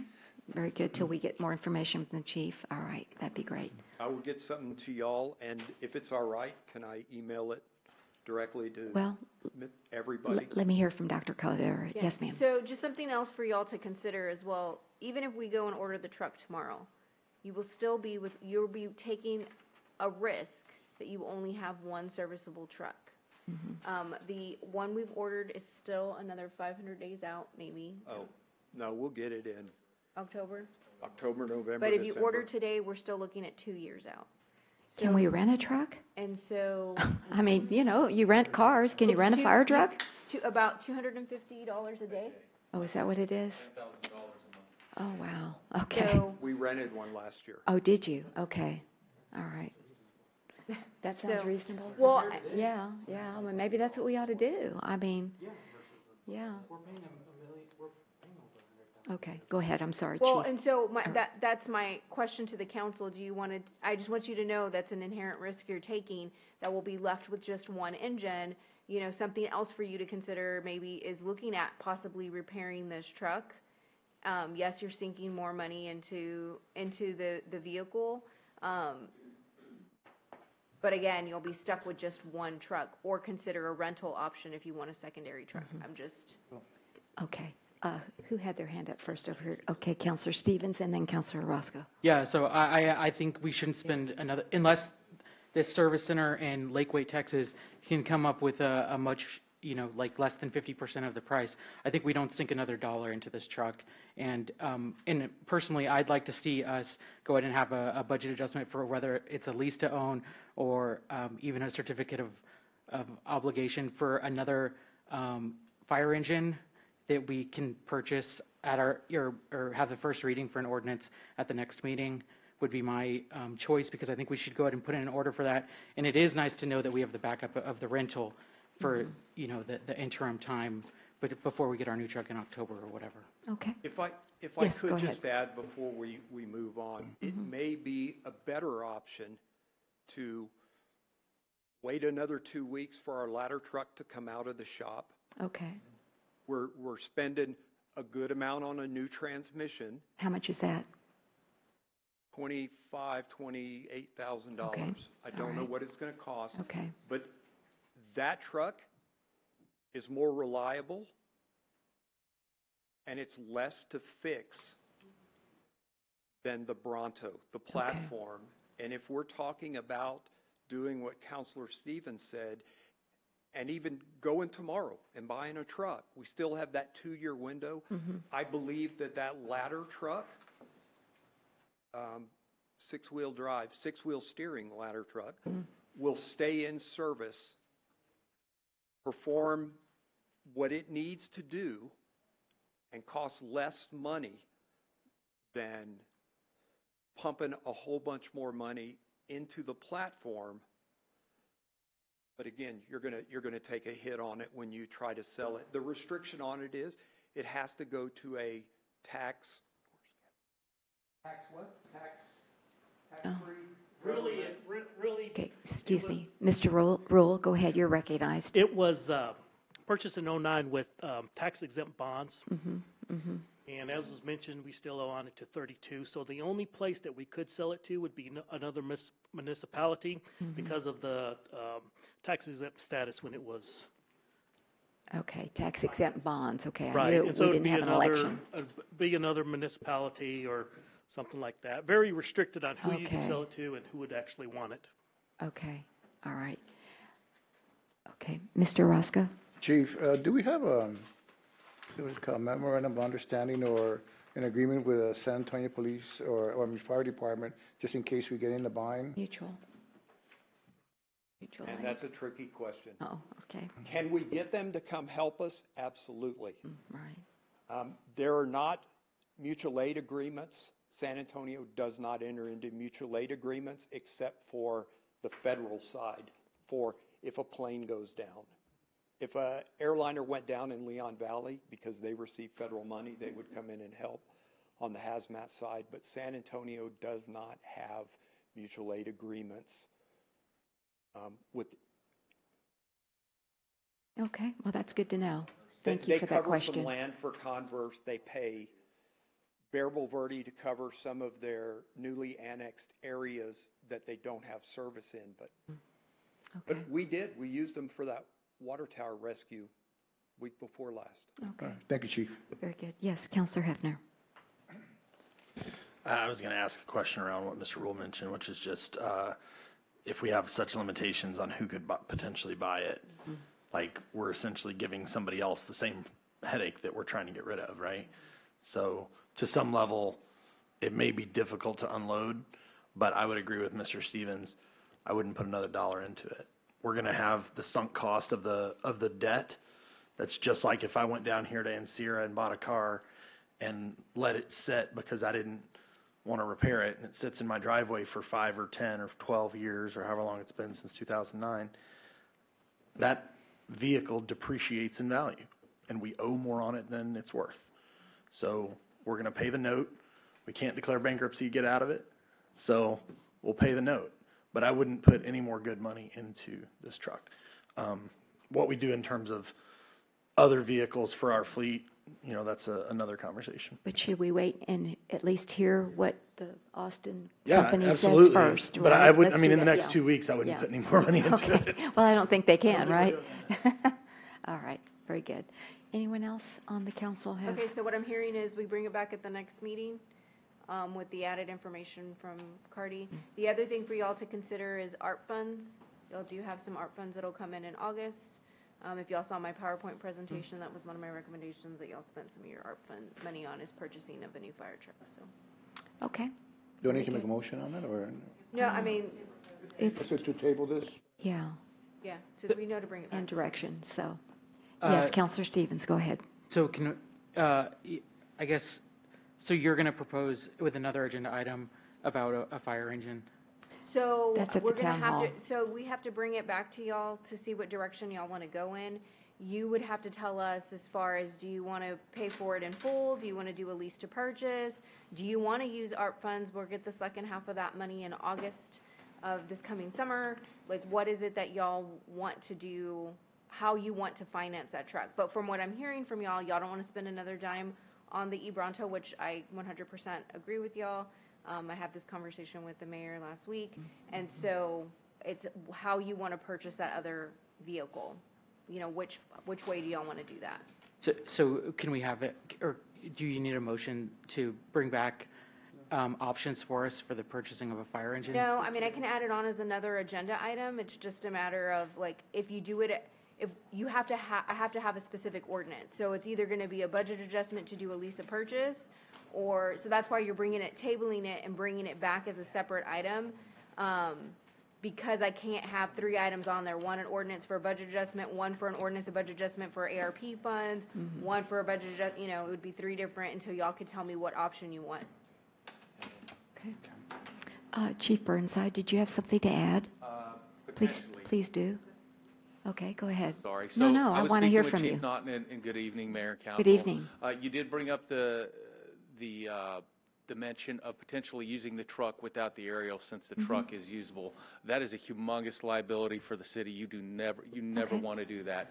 If you have an aerial apparatus, it needs to be 100% functional, because Murphy's Law, unfortunately, will happen, and you will have that situation where you need that apparatus to operate in its full capacity, and it will not be able to, and everybody's looking at you going, use your truck, and you're like, I can't, it doesn't operate. So we would never advise that council give that direction, because that is a humongous liability for the city. Well, what got me was the ISO rating. That's so important because that's tied into people's insurance rates, right? Yeah. So that's really important So to keep we that. receive credit for both our current ladder trucks, the platform and the ladder. They give you credit for one and credit for a spare. And it's a significant amount of credit. It's not going to move you or anything, but if you lose credit, depending on what your score is, you can drop a grade. And y'all know we just got regraded. We haven't seen that yet, but so. Okay. So, Dr. Kildare, do we need a motion, or do you have the direction? I'll bring it back, and I'll bring it back with different financial options for y'all for the next meeting, and then y'all will tell me how you want to finance that vehicle. Excellent. Thank you. All righty. Thank you so much. Really appreciate it. Oh, I'm sorry. We have a citizen would like to speak. I did not open it up for them. Yes, Mr. Mata, thank you. Before we move on. Yeah, so I was thinking of this earlier, and Assistant Chief bringing it up. I mean, the usage of the ladder as it's intended, what are the other realistic real-world scenarios that would involve the utilization of this truck? I mean, there has to be more than just this flyover that we could use it for. It seems that, I mean, I think it's really easy to just jump on this bandwagon and, let's not sink any more money into it. Well, we still have quite a commitment to go on this. And it seems, I mean, I understand the idea, and maybe this is all philosophy of different leadership. You know, maybe we've had chiefs in the past that go to these trade shows and they get impressed by these 6-wheel steering trucks or these impressive ladders that can go up 300 feet. But if there's another scenario or other possible scenarios that we might see in the future that it could be utilized for, we should think about that before we make a simple decision of just getting rid of this. So, yeah, I don't know if the And chief I has hope any. we'll be able to do that. The next meeting, we'll have some more options. I can answer it just Yes, real go quick. right ahead. So we use aerials on commercial buildings for roof operations. By far, this isn't the only thing it's used for. Aerial platforms are used for rescue. If you're having to rescue people out of buildings like Wells Fargo, where I can't put civilians on a ladder and ask them to climb down 100 feet. You put a basket up. Christian Village, where you have people that are infirmed, anything that's multi-story. Aerials are used for that. That's the specialized reason that it was said they bought that specific one with that extra boom on it was to do the flyovers. But it's an aerial. It's a platform. Okay. And there's 20 of them in San Antonio. They use them all the time. Okay. But it's for commercial operations. If you get a 2-story house that has a steep pitched roof and you have to do something on the roof, you put a platform up. People work out of the basket. Okay, thank you. Is there anyone else in the chambers that would like to address the council on this issue before we move on? Oh, besides Mr. Stevens, I want to make sure. Okay, thank you. Mr. Stevens, and then we'll move on. So my only other. Yes, sir, go ahead. So I don't know how much we utilize this. Well, obviously we can't utilize it at all right now, but for water rescues, yeah, that was my only other concern, really. We don't tend to put a platform in the water because if the water hits the platform, it can flip the truck or tear the basket off. We use a ladder. Wow. Okay. And we do a lot of water rescue with a ladder. No, we do. Thank you for that. All right. Anything else, Dr. Caldera, before we move on? No, ma'am. Okay, very good. Just want to be sure. All right, then we're moving on to the 4th of July. 3.5, presentation, discussion, and possible action on the 2022 4th of July event. And we have our new communications director, Crystal Miranda, here this evening to present. Hi, Good evening and Mayor welcome. and Council. Pleasure to be here. You bet. Presenting to you today the 4th of July possible actions to take on discussing the theme, the Grand Marshal, and the fiscal impact for this year, comparing it to previous years. A couple of key points to consider when thinking of the theme. New this year, we have the concert by the Spasmatics, so Leon Valley secured that. They're good to come. We also are having a choreographed firework display. I don't know if you can play my little video there. Okay. So you can get a feel for the theme here. If you got some ideas, we have some, the last slide or so that way if you don't have any ideas. But, okay, oops. So the schedule, this is the anticipated schedule. We have the run in the morning, food trucks. It mirrors last year's schedule, so there can be some differences recommended by you guys. 6:30 to 9:30 is when food trucks and amusements were available.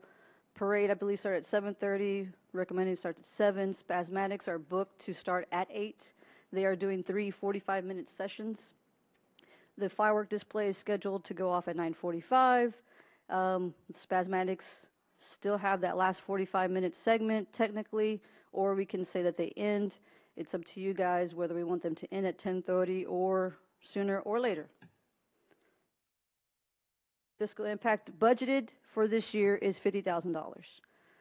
Some things to consider: services have increased, cost of entertainment has increased, products have increased. There is a decline in sponsorships. Sensitive. So in 2021, that's the estimated budget that City of Leon Valley spent, $57,000. This was a small scale event, and it had a lot of credits. So you had a half off firework display, you had half off amusements. You basically had a half off event at this price. And we didn't have the carnival, and Right, we didn't you have the doodle truck. amusements, and Yeah. vendors were free. Right. And, so it was a very smaller scale event. Right. But this is still what you spent, $57,000.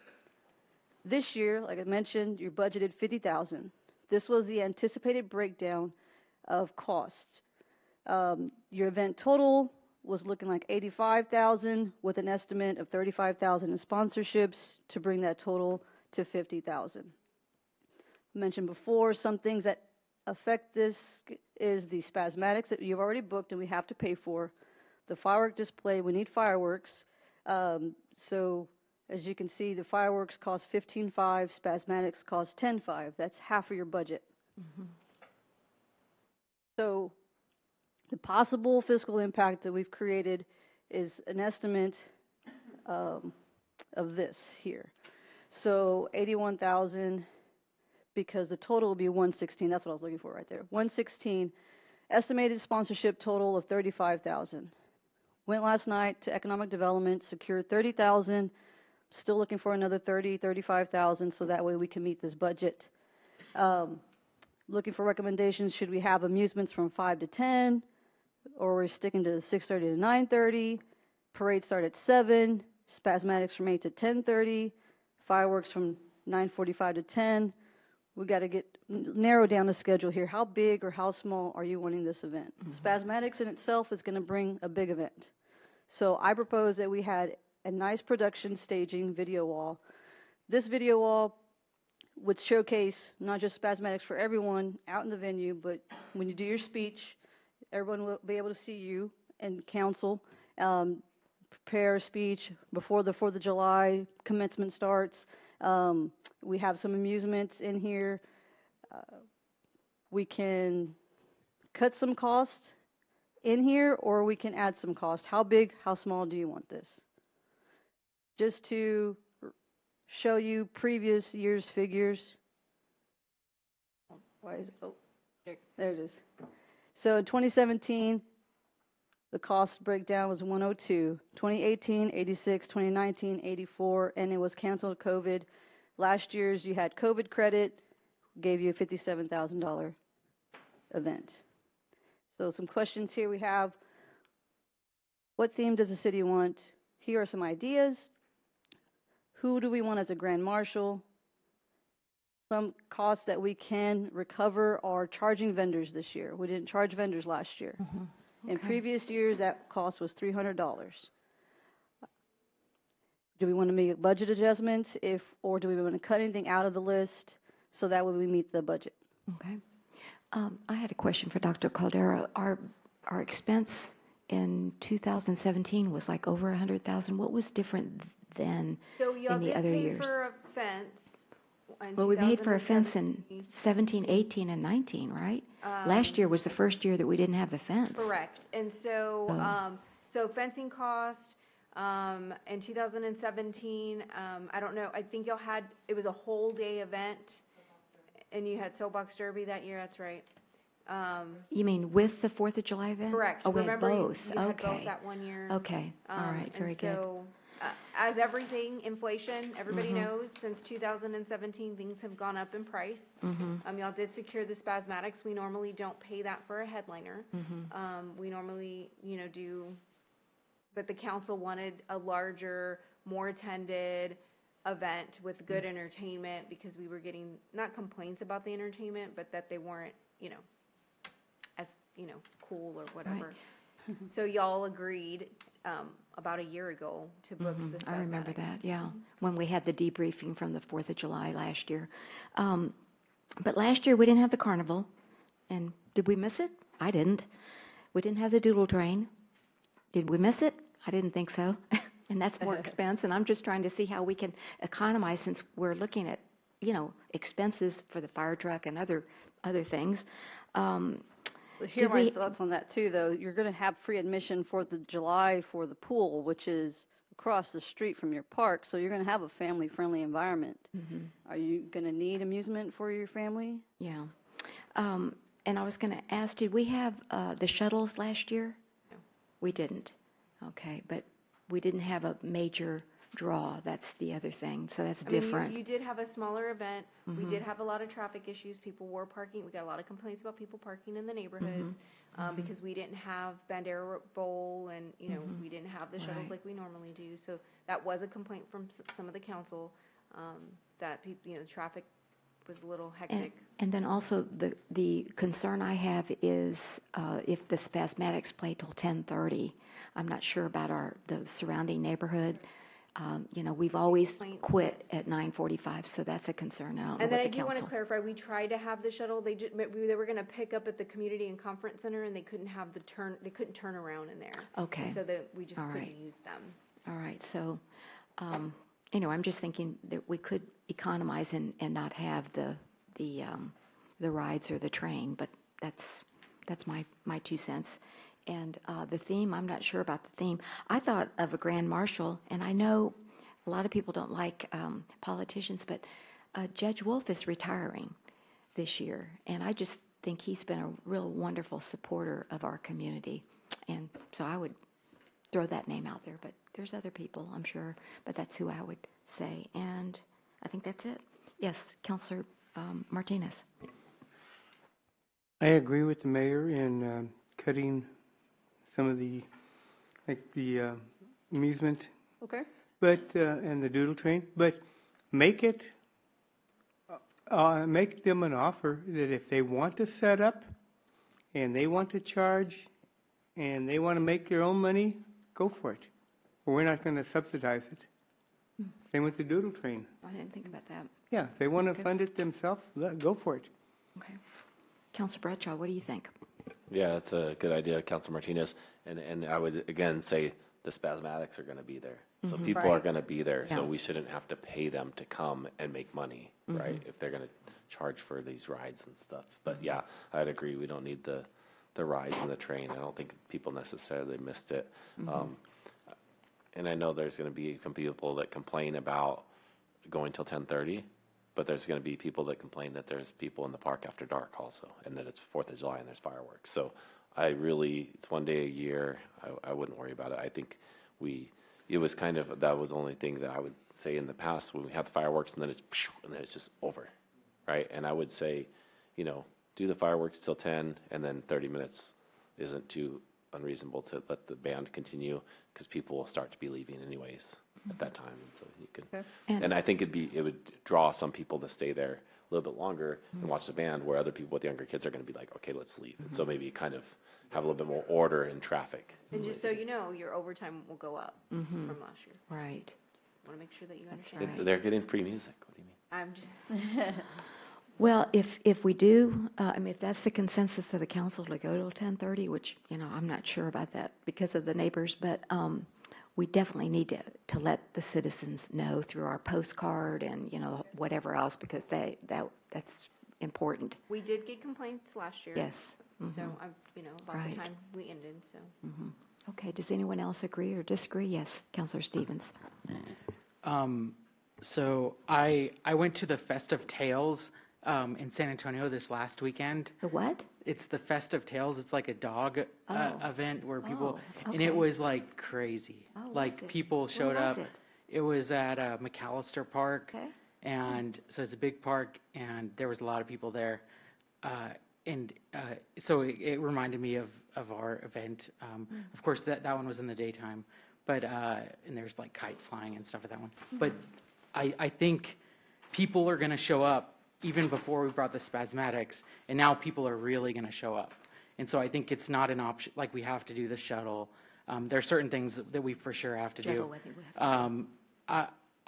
I would say there's a couple of things I saw through here that I would comment on.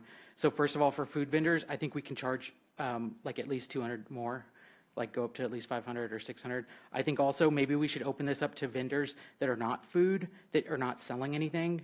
So, so like at Festive Tales, that was probably like half the vendors, where it's like Ken's 5 giving out freebies, like stuff like that.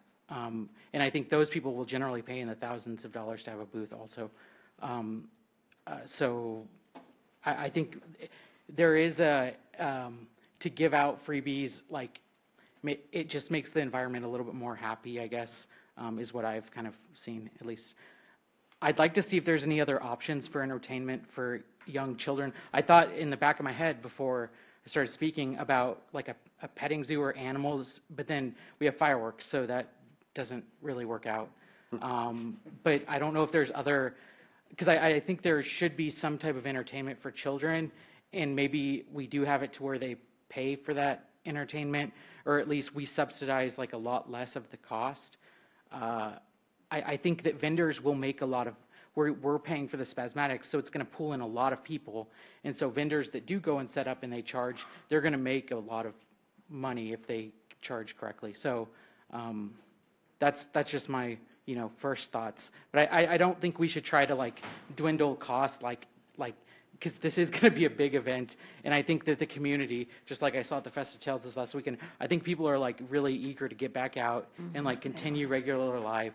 And a lot of the people in Leon Valley, they pay thousands of dollars of taxes to Leon Valley every year, and this might be the only time they ever engage with their government. So we should remember that. And so to try to be skimpy or, sometimes this is the only interaction that people have with their government, so. Yes, go ahead. Sorry, one more thing that No, reminded go me, ahead. something that Councilor Stevens said. So last year also, one of the other issues that I heard complaints about was the lack of food options. There were, not options meaning we need a variety, but there was only like 4 trucks. I think. But it was because we y'all had voted on that. Y'all voted on only 4 food trucks. Well, it was a mistake then, if we did Correct. that. That was a And mistake. We should have had, Well, and I think we didn't plan like we're planning. It yeah, was we a thought much it would be shorter smaller, planning but session. we need Yeah. a lot of food options, because 3 the line months. was halfway across the park. So that begs the question. So normally we do, I mean, if you've gone to our larger scale 4th of July event, we normally have between 6 to 8 different food vendors, not to mention booths that sell, prepackaged goods. I mean, so we do have all of that typically, but we haven't really charged for vendors in a really long time. Like, we solicit people to come, and so that's why I'm bringing up the question. And the last time I could see when we charged was when Christy was here in 2017, that we charged for vendors to come in, and so. And that was $300. And so what I'm hearing is to charge $500, and we never charge Ken's or any of the people that are giving out freebies. They just set up. And so, again, I just need a little bit of direction on theme. We've got one suggestion for Grand Marshal. I'm hearing that the time to 10:30 is okay, so we can have them go till 10:30, and we can notify the public during the postcard. I'm hearing cut the doodle train and rides, but ask them if they want to come and just charge. And so, but I also hearing other options of maybe other child entertainment. And so what would that look like to y'all? Okay. Crystal, on the food vendor and the cost, can we see what other, like Woodlawn Lake has a 4th of July event? How much do they charge their vendors? Can we kind of get a feel for that, just so we're in the market, Sure. So we're not too high and we're not too low, but, we still, okay. Yes, sir, go ahead. So one other thing to check is Helotes. Oh, yeah, Helotes, they have has their a 4th of fireworks July. display, and they have all these like permanent booths, wooden things, and they rent them out to vendors, right? So I don't know how much they charge, but it'd be another thing to check on. Right. Sandra has. Oh, yes, I'm sorry. Ms. Pasley and then Mr. Martinez. Mayor and Council, when I did the 4th of July, they did charge for the booths, but you reduced the cost. And then as far as the kid activities, when Sandy Underwood was here, remember the whole pavilion was all kid activities, the fishing booths and all that stuff. Didn't we have a dunking booth one year? Yes, I did a dunking booth, and I couldn't get the council to get in the booth. I wouldn't do it, but somebody else could do it. My son was going to. That's when the wind took the whole park out, and we had to cancel. That's right. That's right. It got canceled. Nobody got in the remember booth. that. Nobody got the dunking booth that Right. year. I knew. I didn't We've dream had that. pie-eating contests. I mean, we've done it. We've done all kinds of different activities. Before. I'm just trying to give her direction. We're coming down the pike. We need to start getting some information Crystal, out. you have a mission. I know. Yes. I've talked to a few people, like face painters and balloon artists, so I just, make sure that, yes, we're securing them, or no, we're not securing them. Now, are we going to follow the same thing where they charge and not charge us? The Well, balloon people and the they face? don't charge. The face painters, the kids can line up, and it's a free face it's free. paint. Okay. The balloon is free. Oh, okay. Doodle train was free.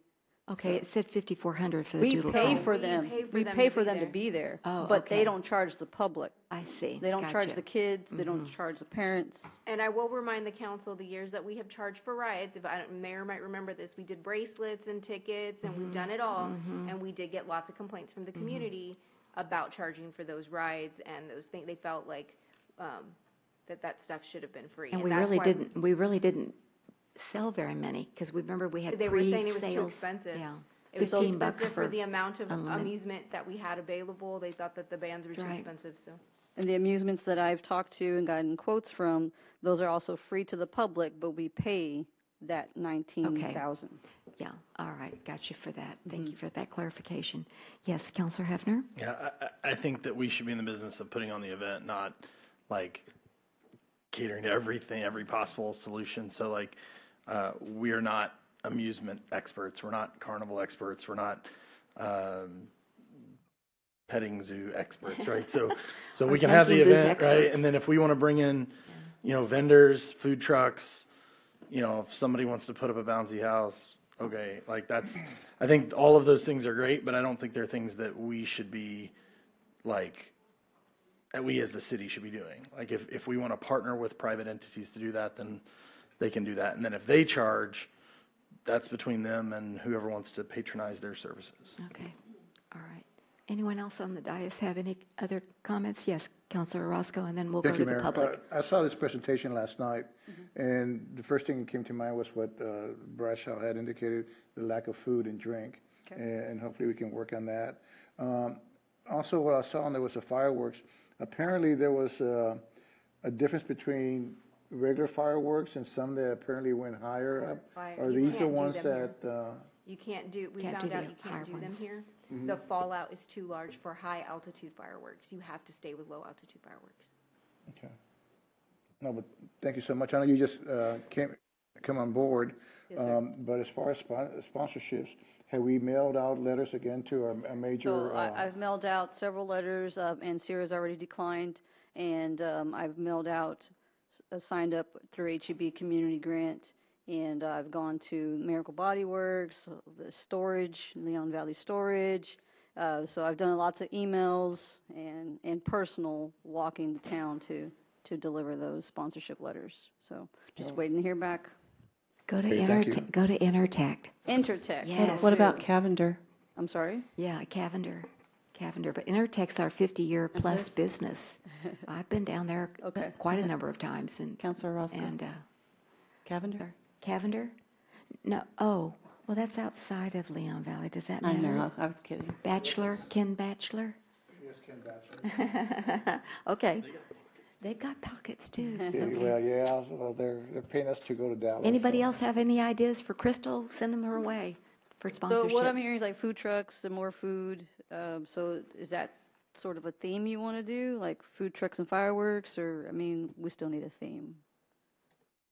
Oh, the theme is a little different than that, but just more food trucks and more food and drink, definitely. But as far as the theme, I don't know. I didn't hear any theme from any of the counselors. That's always a tough one. So Go so ahead. I'm fine Counselor with Stevens, you're recognized. Right. So I'm fine with whichever of these themes. I mean, I think out of these choices, Proud to be an American and Freedom and Fireworks would be my top two. I do think, though, we shouldn't close the door to sponsors from outside of Leon Valley, because we don't. Okay. Because so maybe that's a way to do the freebie tables also. So say, they're sponsored, they're going to be on a postcard, and so We normally put them on the postcard. We used to do the big banners on the backside of the field on the fence. Like they used to have their banners and stuff out there. And so, we do provide, we give them options, and we do include them in our sponsorship flyers and stuff, so.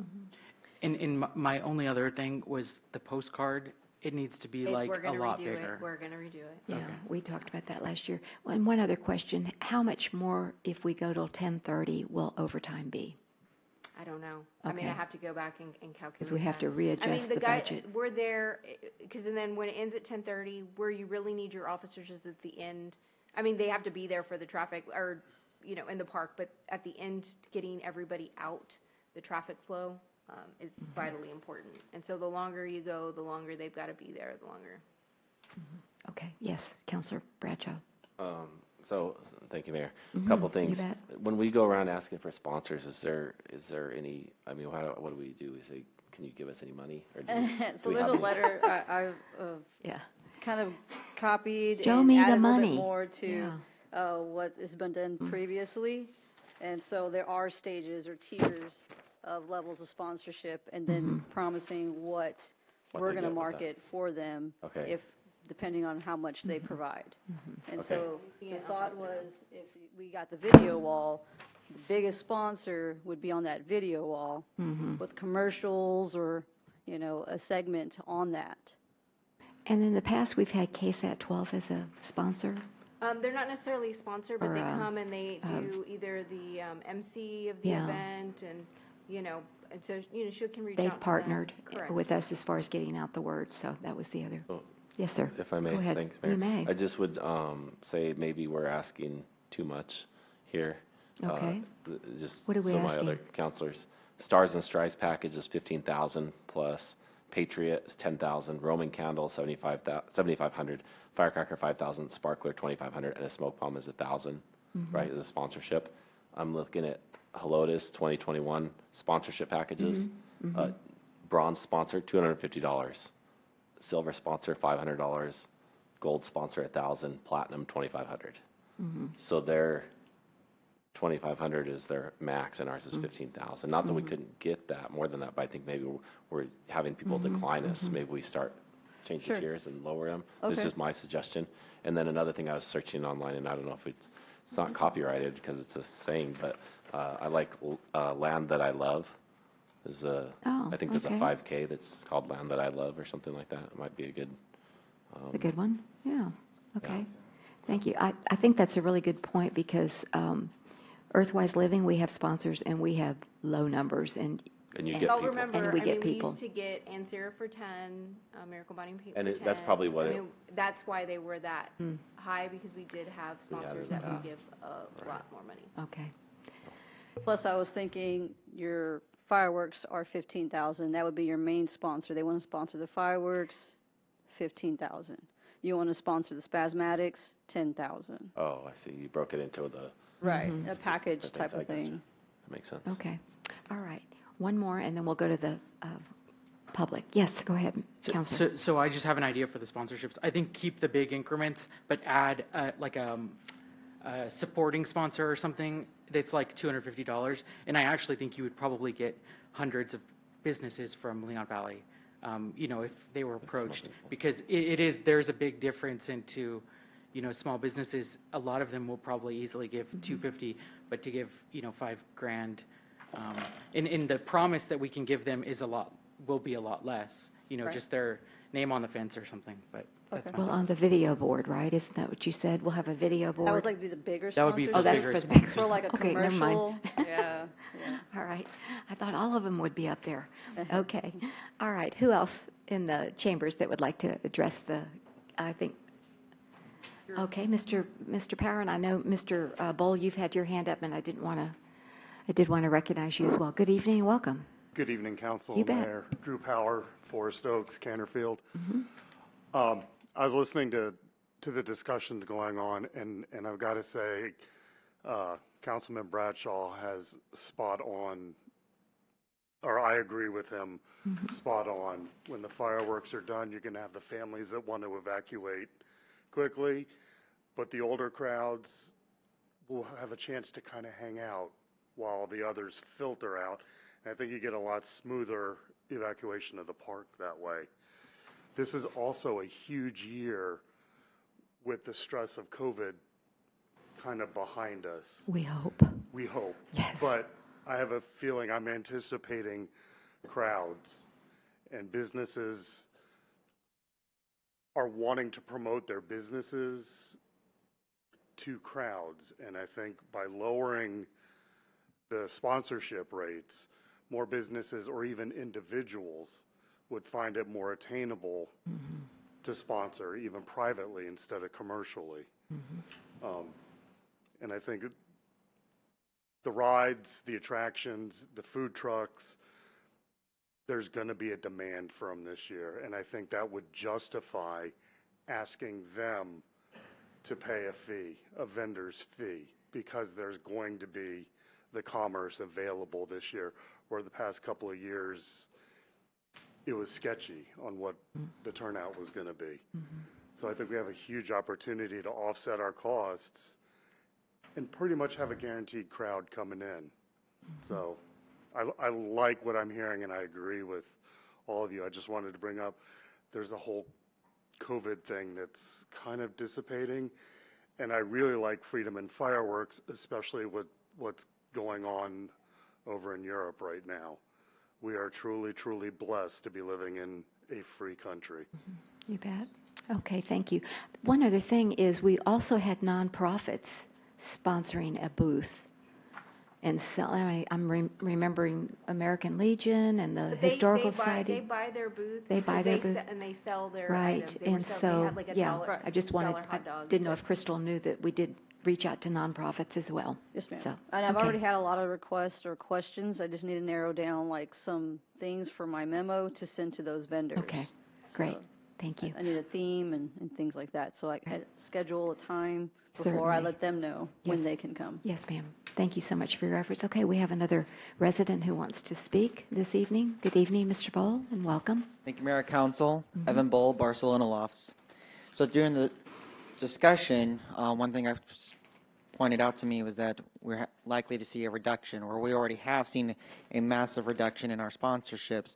And I don't know if it was inquired as to kind of why that is. It's kind of sudden, and it's kind of a great deal of what we can do with this ceremony or celebration.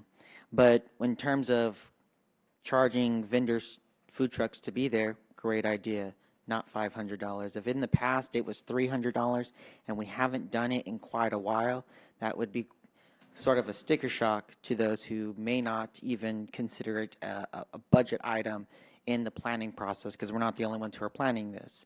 And so if we only had 4 trucks last year, now we're going to want to have more.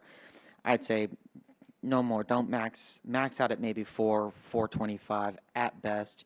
And those who are not selling food, maybe $50 to $75, even though in the past you may have not charged them as well. You know, $50 to $75 to be there. If you're hoping to have sponsorships at the level of $250, $500, you don't want your vendor cost to be so absorbent. They'll just not even be there. They'll cut a $250 check and then adios type of thing. So that are the 2 main points to this situation. Also like freedom and fireworks, to be honest. And yeah, find out why we've lost our sponsors, and don't go above $425 if we're gonna charge. Okay. Thank you. Thank you very much for those comments. Anyone else? Okay, Crystal, you have your marching orders? So, and Sierra told me Okay. no because of COVID, car sales were down. Oh, yeah. And things like COVID that. is the answer, exactly. Why everything's down. So decline in Exactly. sponsorships is heavily impacted by that. You bet. You bet. Okay. He's Is there his- any action any motion that the council would like to make in regard to our well- discussion? Yes, sir. Go I ahead. was just going to recommend, I was going through my photos. I would ask law firms, so Thomas J. Henry, I think that was like a big sponsor for them, so they Okay. usually have a lot of cash. Okay, yeah. Okay, but as far as, We're gonna go, so just to clarify, because she's gotta start doing the Mhm. printouts and all of that, we're gonna go ahead and go to 10:30 is what I'm hearing. We're Mhm. gonna reach out to Judge Wolf to see if he can be a grand marshal. I heard more freedom and fireworks Fine. as a theme, okay? Is that all right? Not And land that I then love. we will look up and see, we'll try to mirror Helotus as far as vendor fees and some of that stuff. And maybe do a secondary sponsorship letter with lower costs. So we'll move forward in that direction. Okay? Okay. All right. Anything else? Okay, Crystal, thank you. Yes, one more thing. Yes, sir. Go So ahead. I know before, kind of when we were starting to get Mhm. announcements going and Mhm. stuff, and the band came on a little later, I'm just wondering when, like during the day when people are coming, is there any idea of I know we've had like John Marshall High School come out, band, or, you know, choir or something, singing music while people John are Marshall starting? will Are be they gonna do there anything at like that? 8. Okay, so So that's they, what I my mean, question. not John Marshall, Spasmatics will be there at 8. Oh, they'll be at Quaint. 8. So they will start at 8 o'clock. The parade starts at 7. Yeah, so it'll we're- give it you goes 1 right after hour. that. It's like right after. The parade It's the to the music Spasmatics. in the parade that we always have an issue getting Mhm. because it's the summertime and John Marshall doesn't. No, they never have They it, don't, yeah. they're in whatever. They're all on vacation, so or they, I know somebody that has a trumpet. yeah, there we go.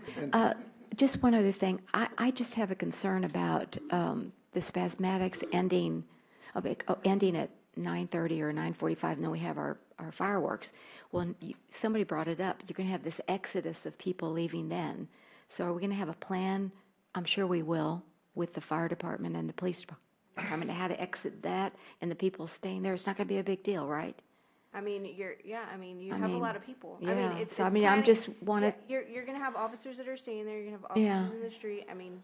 Okay, so there's going to be two waves, in other words, because there's going to be people that want to leave after the fireworks and people that want to stay. So just so we recognize that. We always have to address the issue of traffic flow, the number of people that are in the park. The fire department will come up here and say it's not a good place to hold your 4th of July event because it's in a floodway and it could rain and people could get stuck in there. You know how quickly it floods. So there's always concerns with holding this 4th of July event. We bring the concerns to you every year, but the event is wants to go on, and so there are concerns with every event. And so yes, you're going to have police officers there. There may not be as many directing traffic, so you're going to have backup. It's part of holding a large-scale event with the number of staff we have. I appreciate it. Thank you. Welcome. Okay, see, I've planted another seed here. Yes, sir, go ahead. I don't want to put you in the spot, and I know you mentioned that to me a couple of days ago, but during the parade, we were able to give out Fiesta medals. And I know that I don't want to take your thunder away. I know you're waiting for the right moment. Fiesta starts in what, about 2.5, 3 weeks? And medals are going to be in the last week of March. You want to give us an idea of what you got? Or is it a surprise? It's a surprise. Well, I'll give you a hint. This is 70th year at Leon Valley City, right? That's right. There you go. Very good. Okay. I have a question. Yes, So- Counselor, go ahead. You're So I recognized. just have are we paying for a DJ to do the interim during breaks and before and after? We have access to music, right, is what we decided. We can do like a Spotify mix and save Oh, that that's cost on DJ. Yeah. I think. That's fine. Yeah. Good idea. Okay. Sounds good. Okay. Okay. Great discussion. Thank you so much. It's moving on to our next presentation. Lots of presentations this evening. 3.6, presentation and update regarding compliance concern for Vista Del Rey apartment. And we have our Assistant Fire Chief, Eric Burnside, here this evening to present. Good evening and welcome. Good evening, You Mayor bet. and Council. This is being brought up at the Council's direction. So some of the things I would like to go over are some compliance issues or concerns that we've had with some of the apartment complexes. I know that y'all have been updated in the past about some of our other complexes. Most of these that are being brought up, and it will most likely be a series, are going to be the complexes that currently are out of compliance with certificates of occupancy for their businesses, usually because of change of ownership. At the wrong way. Hold on. Yeah, help me out. Help me out. There you go. The side button. Thank you. I keep doing top and bottom. Top and bottom makes so much more sense. So in summary, Vista Del Rey Apartments has become increasingly non-compliant with the city codes. And with that being said, that has been over the last 3 to 5 years. That is not in the last 6 months or year. That's within the last 3 or 5 years. Multiple owners over the last 5 years, along with multiple management companies, have made this difficult for staff to gain compliance because it's always somebody new that we're talking to as staff is trying to get code compliance. Compliance concerns have greatly increased in the past 5 years, and the diminished state of the complex, along with changing demographics of the facility, clientele have increased emergency responses to the facility. With all of this being said, I want to make sure we all understand this isn't beating up Vista Del Rey, the management company, or the ownership. This is more of informing council and the leadership of the city of current situations that are going on in our city. And staff would like to work with current ownership to improve the facility by meeting code minimum standards. The purpose of this is to update mayor and council of current code compliance status of the apartment complex located at 5622 Evers Road, the Vista Del Rey Apartments. I'd like to inform community leaders about the history of the complex, current compliance concerns, and recent fire and EMS responses to the facility. Also, I'd like to advise community leaders of staff's plans to ensure compliance of the life safety and quality of life concerns at the facility while working with current property management. Just so everybody knows, We had a meeting with the current property management at the beginning of this week. It was a very productive meeting. They are here tonight just to potentially answer any questions, but also show support that they're here in good faith to try to correct some of the issues that are going to be identified. Right.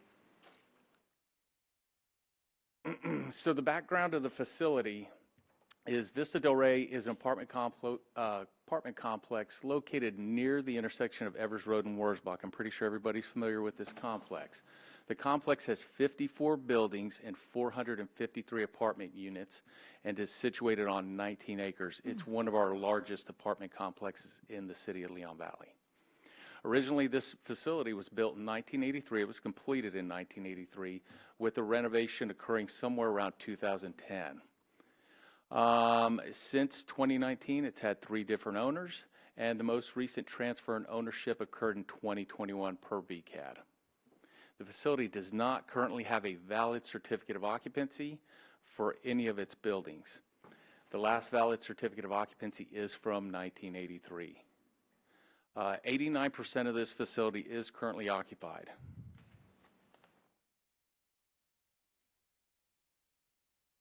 Some of the compliance concerns that we have are that mailboxes are being broken into. And I want everybody to keep in mind the compliance concerns are coming from inspections, but it's also coming from us going out there and doing a site visit on Monday also. Okay.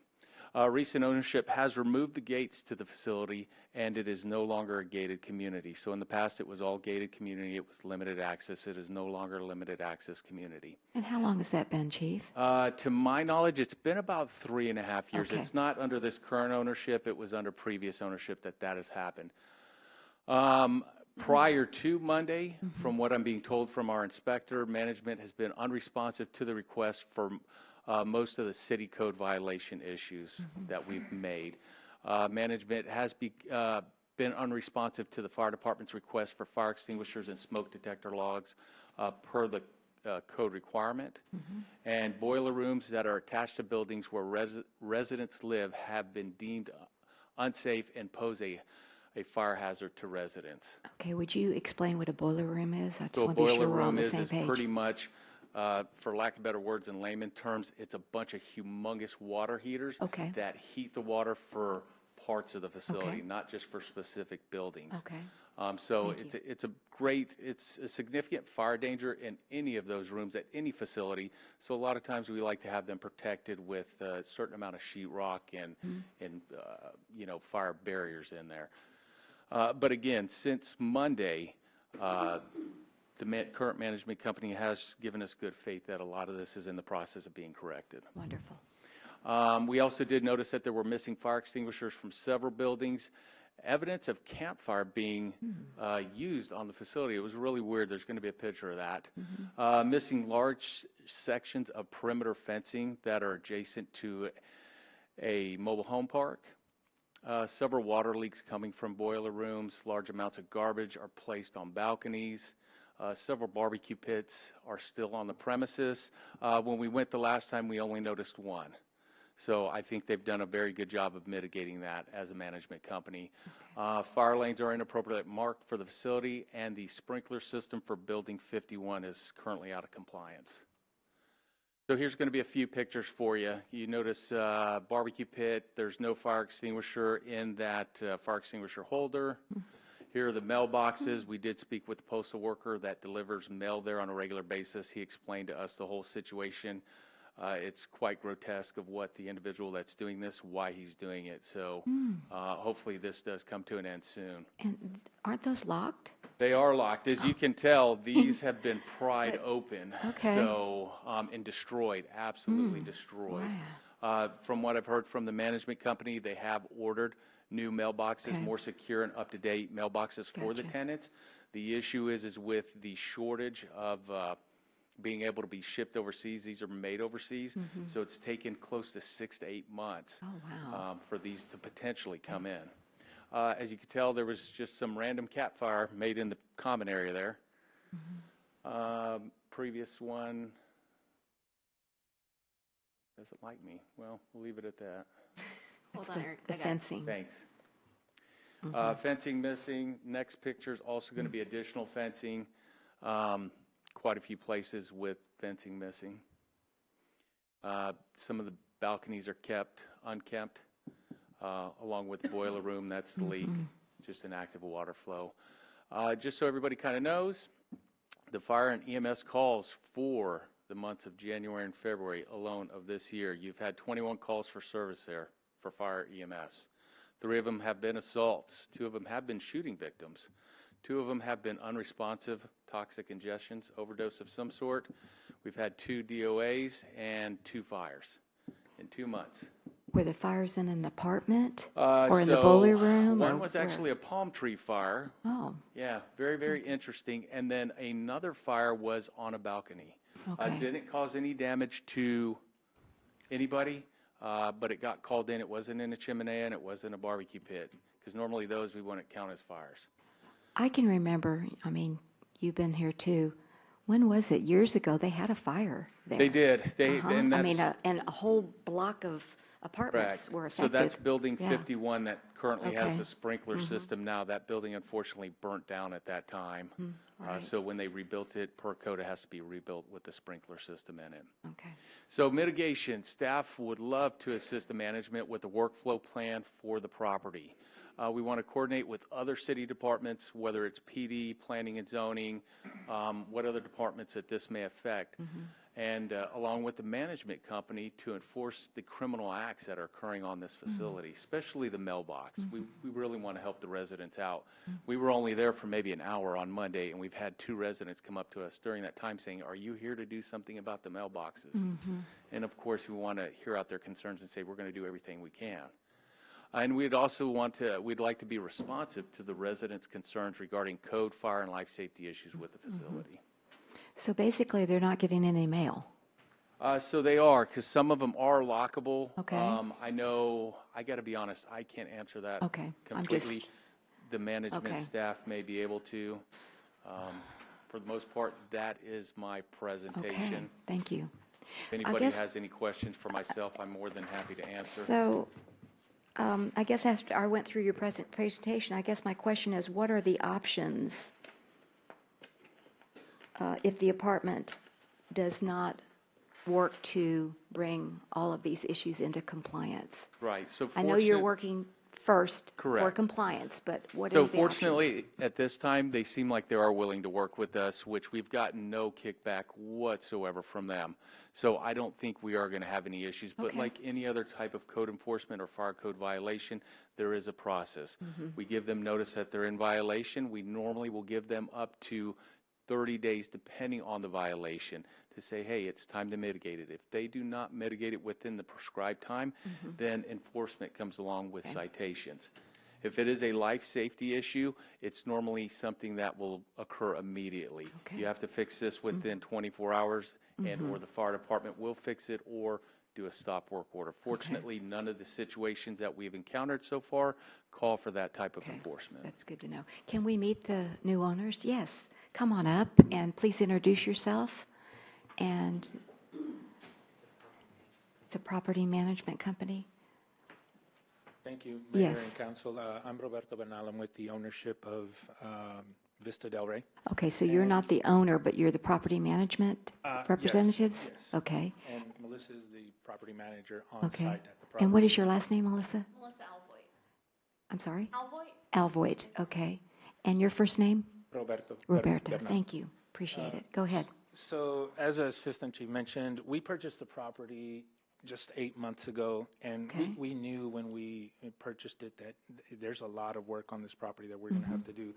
Just in those 8 months, we've spent a little over $1 million just on safety items. You can go out there, probably notice that, hey, there hasn't been much done here, but it's all safety items, just improving the units where the residents live. As you mentioned, the mailboxes, we knew we were going to have to replace those coming in. There are some that are in operating condition, but we ordered all new mailboxes for the community. Along with all the other, I mean, we've got reports and invoices and 5 pages of the violations that we requested back in last summer, hey, we want to get in compliance here. We actually requested for the certificates of occupancy. And I mean, we just basically created a list of all of these items. Let's get in compliance. Let's make sure everything is up to code here so that we can get those. So I think the last thing was the stairs, and we kind of hit a wall there with building, basically requiring us to rebuild all of the stairs on over 60 buildings. And obviously that we had to figure out how we're going to get this done to be in compliance, right? So we're still working on that. We've actually got an engineer out there now who's given us a possible way to get in compliance with that. So that should be in the works now, along with all the other work that we're working on. It looks like we've completed I would say about 85-90% of the work that needs to be in total compliance just based on the notes that we received. So a lot has been done along the way. I know that we're not there yet, but I think we've made a lot of progress in that time. Residents are happy that we're there, making a difference. As you mentioned, it's been years of just mismanagement, and so we've definitely brought a big change to the community. I think that the biggest concern right now is the mailboxes, and once we get that in, and that's again just shipping and manufacturing problems. Once we get that in, a lot of the residents will be relieved that, hey, you know what, this is a solved problem that we've been dealing with for years. And is the owner of the apartment complex in San Antonio, or is it out of state? Austin. It's an Austin-based. Okay. I'm just, sometimes that's hard when they're not in the city. But well, anyways, we're just- definitely yeah. in the city as Yeah. as far as just being involved and having our eyes Well, and we ears appreciate here on it. the Thank you. property as much as possible. We do weekly visits on the property, just making sure that there is progress. So. And Melissa, are you on the property? You live there, or? I don't live there, but But you have an office, and you're there every day, and they know you. It's a face, and okay. Yes, ma'am. Very good. That's important as well. Okay. Yes, and I think the biggest thing, we've improved communications with the fire department just to make sure we're on the same page and we're sharing that progress. But it definitely is a work in progress, and it sounds like we're working towards the same thing. And so just to give that update. That's there. great. That's what we want. We want Yes. that working relationship and compliance rather than Yes. the iron hand. There we go. Okay. Who else? Yes. Counselor Stevens, go ahead. So I think one of my concerns, in addition to the fire concerns, is the crime concerns. And so, like, y'all have had 2 murders in the last 2 months there. My question is, what are y'all doing to proactively address that problem, like adding lighting, weeding out bad clients, that sort of thing?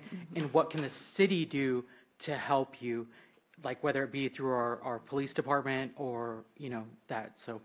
That's a great question and a great point. We've actually done about $20,000 in lighting repairs just since we took over. Additionally, we've doubled the patrol services to help with overnight incidences. But a lot of the feedback that we're getting from Melissa's a new manager, but a lot of the feedback that we're getting from the site team is, hey, police is just tired of responding. We took over, and there was just a lot of homeless people in the laundry rooms and the campfire, things like that. And the good thing is that we have a lot of good residents that are keeping an eye out for us. That's their community. We want to provide for them a good living conditions, and so they're giving us a lot of this information. And I think maybe meeting with the police department and being proactive in that way, as far as, hey, we actively want to do something about this. Whether previous management did or not, we really want to work with the police department to see what we can do here. Right. That's one of the biggest things that the community is. It's just a hard time getting the homeless people out of there. I mean, it just seems like they know, hey, this is the place where we can. I don't know if in one of the photos you meant the fence, and we spent about $15,000 on this fence, and you can see just pieces just torn out right after we repaired it. So it's a little frustrating, and when we see it, it's just homeless people going through the neighborhood and things like that. We clean up daily. Almost every time I'm there, I see things on the ground that shouldn't be there, and we pick it up. But yeah, if we can have definitely some more collaboration with the police department, that would definitely help. And I wouldn't mind meeting with them once a month, Is there, and I guess to Melissa maybe, is there any like specific neighbor meetings or any events that y'all hold where we can have some members of our police department there? So, looping back around to help from the police department, I've only been there less than a month, and, it's been stated we've, had multiple police calls, murders, and whatnot. The police department seems to kind of give us some kickback, kind of like it's a nuisance that they're there, or that we're a bother, that they got a call, and I never want to feel that way. I want to be able to call them when we need help. Sure. If there's a shooting, we should be able to call, and they should, be there to help us. And it's not that they don't show up, it's just when they do show up, they act like they don't want to be there. And so, meeting with them, or maybe the chief would be great. Yes. But yes, we do hold resident events twice a month. The first one for this month being Thursday, we're having a St. Patrick's Day event.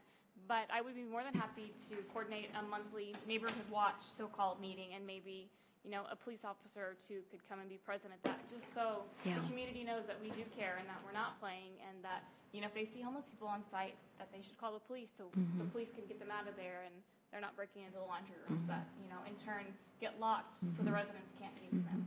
Yeah. Cool.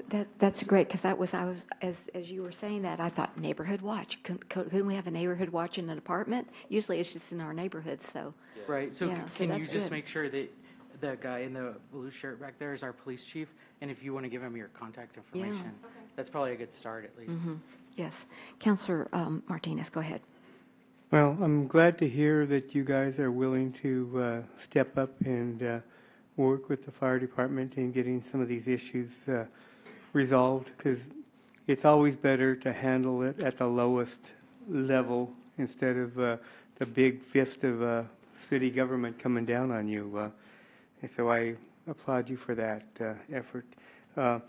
As for the mailboxes, that's a federal crime. Have you guys considered putting cameras to at least capture who's breaking into these mailboxes? And Not about that. Just their experience has been, it's hard to ever do that. I mean, we have over 20 properties across San Antonio and Austin, and we put up gates, we put up cameras, and it's always that fuzzy video of some guy that no one really recognizes and things like that.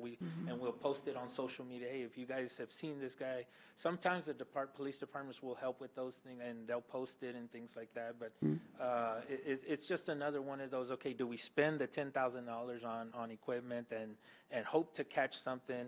But yeah, I agree. It is something. It's definitely a headache that landlords deal with. The old cameras would have the fuzzy pictures and stuff, but the new IP cameras, 12 megapixel and up, and you can read a license plate across the parking lot.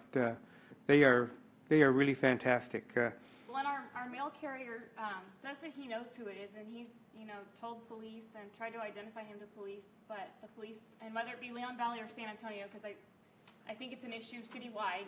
Mailboxes are getting busted everywhere. They say that unless there's a picture of him by the mailboxes, not even necessarily breaking into the mailboxes, that they can't. Okay. Well, video will fix that.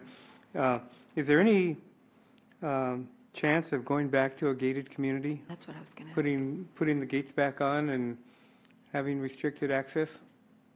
I think we've looked at it, and it's not financially reasonable for this current owner for this property. We can look at it again and see if that helps. We can look at the numbers, but it wouldn't wasn't that included solve in our some of your budget for all of the safety repairs that we were.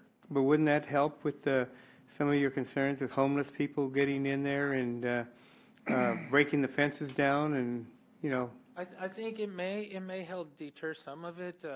It won't. It definitely won't prevent it from happening. Oh, nothing will prevent it, but if they want to get in, they're going to get in. Right. But it'll deter a lot of people, and that's all you want is deterrence.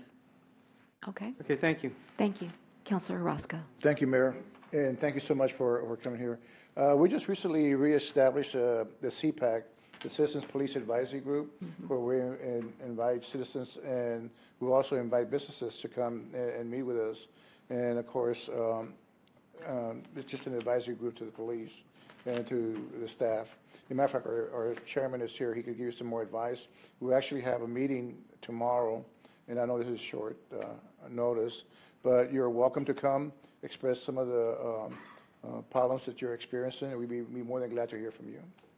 Thank you. Thank you. And just to be clear, it's definitely not a complaint against the police department. I know that everybody's working towards the same thing, but yeah, that's definitely what we're up against. But And that meeting's tomorrow night, the 16th of March, 6:30 at the conference center, which is over there by the library. Okay. Not here. So I just wanted to make you aware of that. Yes, Councilor Bradshaw, and then Councilor Hefner, if you had anything as well. Yeah, yes, and sir. I just wanted to kind of echo some of the sentiment that I applaud you that you're even here tonight Right. And addressing the concerns with the city and taking that effort rather than just letting it continue to fester and be a problem. So I appreciate you coming. thank you, guys. Okay, and Councilor Hefner, did you have anything to add? Yeah, I was just going to echo what Mr. Martinez said, right? The pictures that we saw look like your mailboxes are in a fairly centralized location. You know, modern technology, right? I can buy a Ring doorbell camera for $90, and I'm guessing if you're having a mailbox shipped from overseas, you're probably not just spending chump change on that. So it might be a beneficial option. Heck, go on Amazon and buy a trail cam.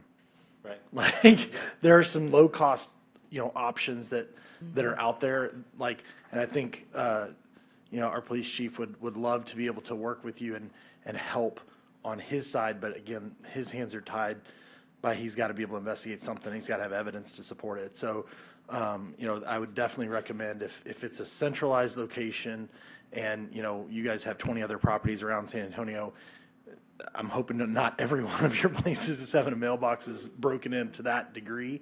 But if that's happening, right, like it's a crime, not just because it's a mailbox, but it's also property damage. I mean, there's a lot of different avenues you could go there. So, an old saying, an ounce of prevention is better than a pound of cure. So, thank you guys for being here. Really do appreciate it. Thank you. Thank you, guys. All right, let me just see if we have any other questions from our people in the chambers. Yes. This is Mr. Mata, and he is the chair of the Citizens Police Action Committee.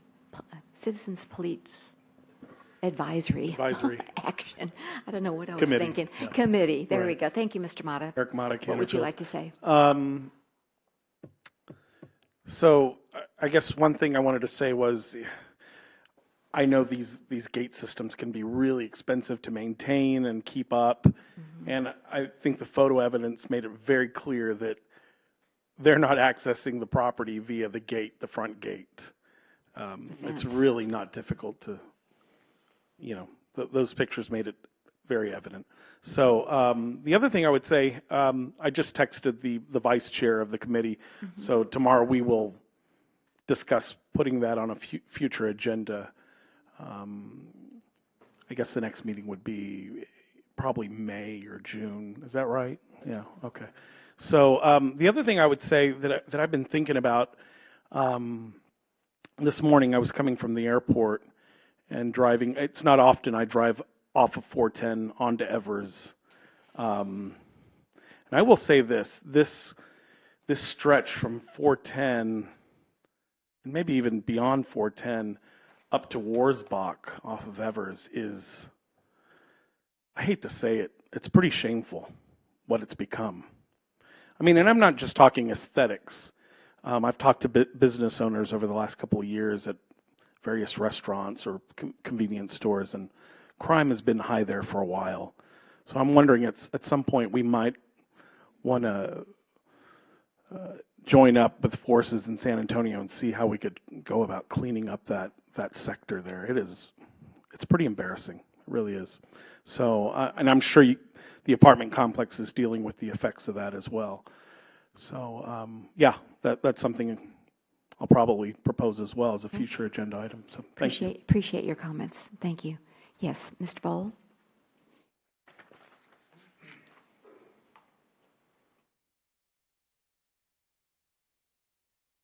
Thank you, good Mayor, evening. Council. Evan Bull, Barcelona Lofts. So I happen to be a resident of the apartment complex here in Leon Valley.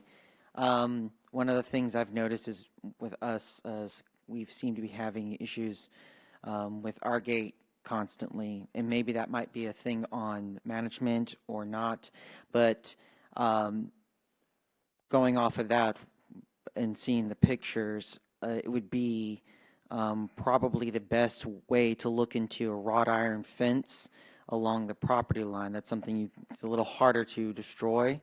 It would take effort. Putting lamps, bright lights along the property line, and having a property courtesy officer, if you will. I've always believed our courtesy officers should have a little more teeth to them. They're generally a police officer, and they do live on property at all times. I think there should always be two, because you never know when one would be needed.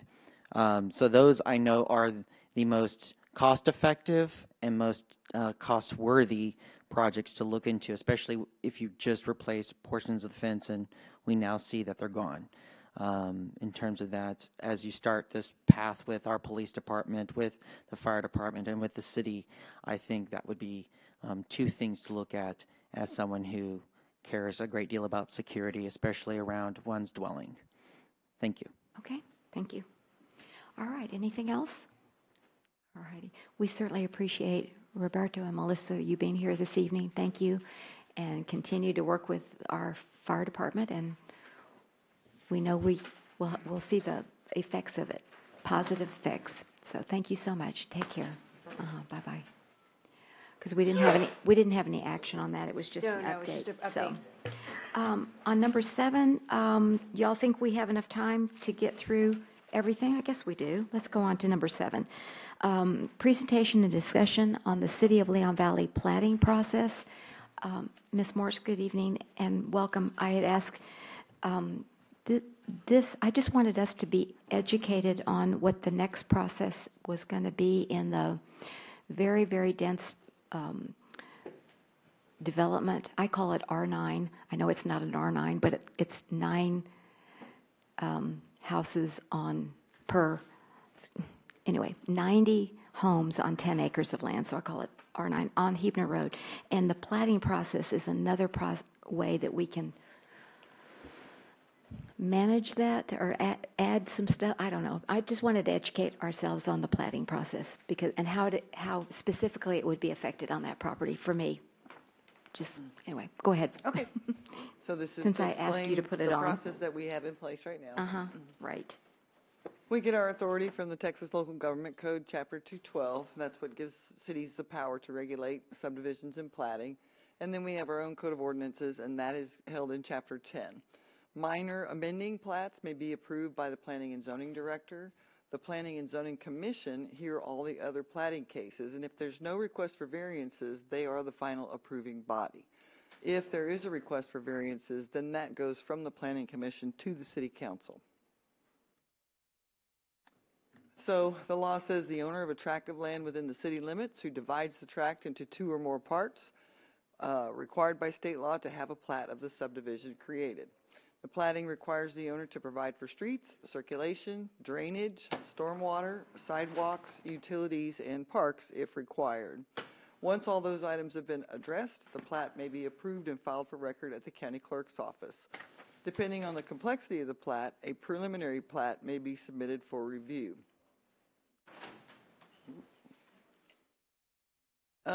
As a city council, you are on what they call a shot clock. You have exactly 30 days to either deny or approve a plat once it's submitted for consideration. And that goes for the Planning and Zoning Commission as well. If it conforms to our master plan and to our subdivision code, we have no reason to deny the plat. It must be approved. You don't have a choice, just to let you know. And this is just an example of one. It's tiny, so it's hard to see.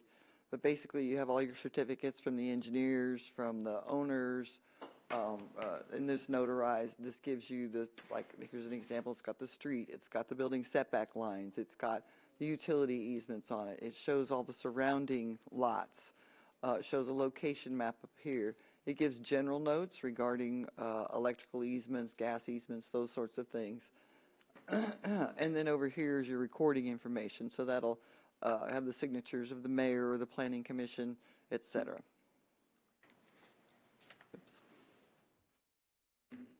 And so here's where I had said we have to approve it, or approve it with conditions, or disprove it within 30 days of it hitting the desk. If we fail to do so, the owner applicant can issue a certificate stating the date the plan or plat was filed and that the authority failed to act within that 30-day time period. If we decide to approve with conditions or disapprove a plat, we have to provide the applicant with a written statement that clearly articulates each specific condition or reason, including the citation from the law that governs that. So very strict condition. For the plat that you're speaking about, that property has never been platted before. It's just a tract of land right now. And so they are not required to notify property owners within 200 feet. Okay. Because it is a requirement that it be platted by state law, I think that's the reason why the notification process is eliminated from this part. If it was a replat, then we would have to notify people within 200 feet. Okay. I just wanted, I thought when we were taking this issue up back in December and January, is there, or can we, as a body, ask for a more detailed traffic analysis? It's not required in your subdivision code and in your zoning code. It specifically states that if the traffic impact analysis worksheet that we prepared states that it's under 100 cars, then we can't require it. We don't have a law requiring it. Okay. And if the plat goes to the city engineer and the city engineer notices a need, then he can require it, but he would have to notice a need, and I just don't think there's one there. All right. To make you a little more at ease, because of the drainage requirements for this property, they did lower the number of units from 90 down to like 86. Oh, well, that was nice. 4 less. Okay. All right. Because I remember the traffic analysis was between like 5 and 6, right? And when you look at that property, actually, and I'm not an engineer, but it's the school next door, and your traffic is going to be like from 7 to 9 with parents dropping off and the school buses. And I just am concerned about how are these people going to get out of that subdivision in the morning with all of the traffic, I mean, during the school year. So that was one of my concerns and questions, and I understand. Just want to know what the parameters are. And then it says number 3, a bond required. What does that mean? Under section 212.016, if applicable, is filed with the, would you? A performance bond. A performance bond. Yeah, and tell me what that means. They're creating, well, in this case, I'm not real sure because those streets are going to be private, but they are going to have water and sewer mains in there. And so those eventually become the property of the city. And so once they build, they're going to provide a performance bond, number 1, to guarantee that they do get built. You'd hate to have a subdivision that was platted and then several lots sold off and then have the developer slip away and those improvements never be made. And so we have a performance bond to assure that that gets made.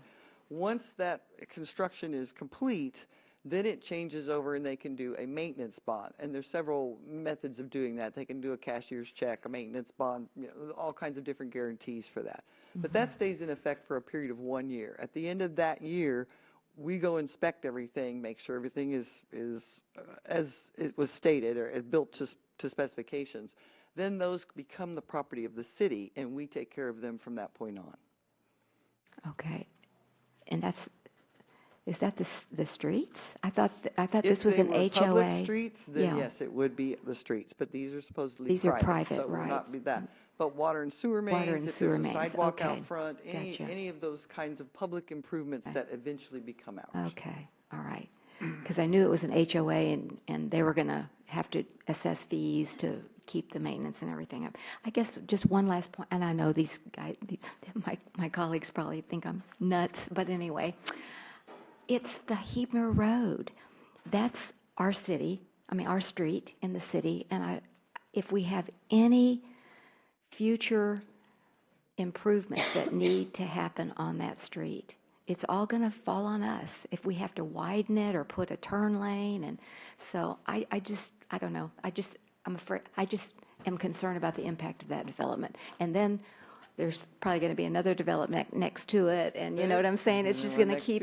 And so I'm not talking in 1 year, but I'm talking in 5 or 10 years. You go to the MPO and you ask for a grant. It's going to be millions of dollars, but anyway, that's all I was. About the traffic is, the traffic impact analysis is for that property. It's not for Hebner Road. It's not for the subdivision across the street. It's for that property. And so if they've done their homework, which they did, they came up with the traffic impact analysis. It gets sent to our engineer. It's all book at this point. That's why zoning is so important. I know. You look at each property. You cannot prevent someone from developing their property. Right, I understood that. You have to give them that right. And so you can't zone them out. You can't plant them out. They have the right to develop that property. But this is just this is a very new development concept. That's what I'm reacting to and what some other people are reacting to. And so, anyway, that's it. But thank you for that. That educates me, and I probably can't do anything about the traffic. And, good luck to all those people that buy over there. I hope you can get out of your property. I don't know. So, anyway, and I'm sure it's going to be beautiful, and we're going to add to the property tax base. But anyway, thank you. I appreciate your indulging me on my wanting to learn more about platting. Thank you. Mr. Martinez, go ahead. I have, the concern I have with this project, I support the project as a project, but what I Sorry, have point of concern- order, Mayor. We're not talking about a particular project on this agenda item. We're talking about the plating process, right? Yeah, if you'll just. Continue with what the mayor was talking about. Yeah, I know, I kind of opened up the door, but is, if you'll keep it to the plating process. The street and right before the church, Hebner narrows down.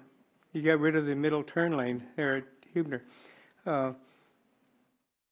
I think at some point we're going to have to widen Hebner and put in at least a middle turn lane. And that's going to be very costly. If you look at it, there's the telephone poles. So first we're going to have to get the easement, and they're going to have to move all those telephone poles back. And, ideally I would like to see any replacement of telephone poles or any additions to them underground. So that's going to be a very, very costly endeavor. But that is true. That is not about the platting, but that's very, very expensive. I agree with you. Okay.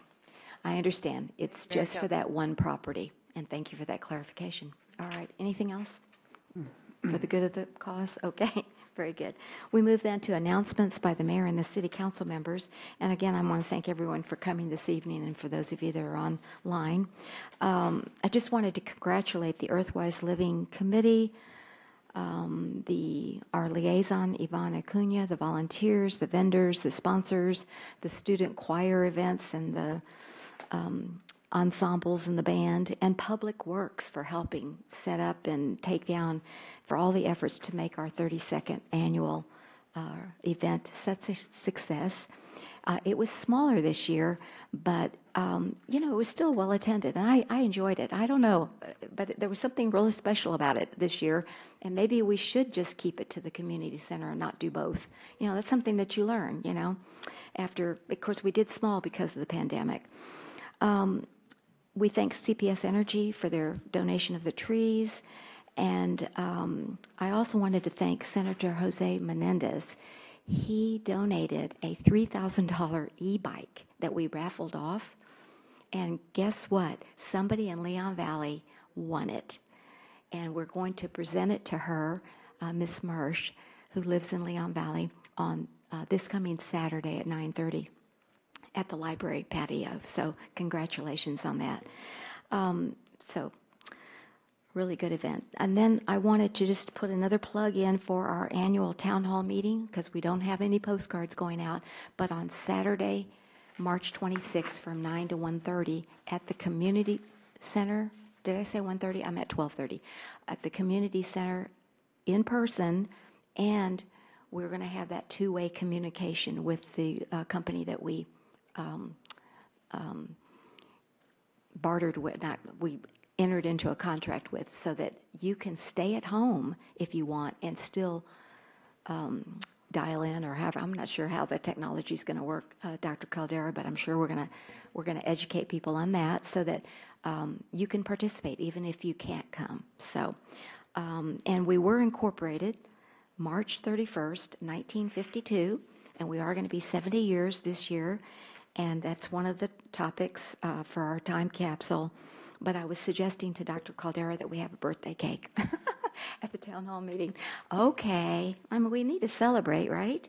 Okay, so happy spring to everyone, and I hope that everyone's recovered from the loss of 1 hour of daylight savings.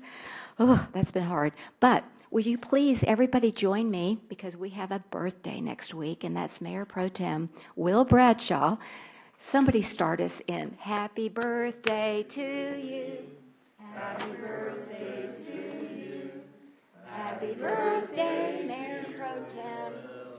Happy birthday to you. And don't eat it all at once. No.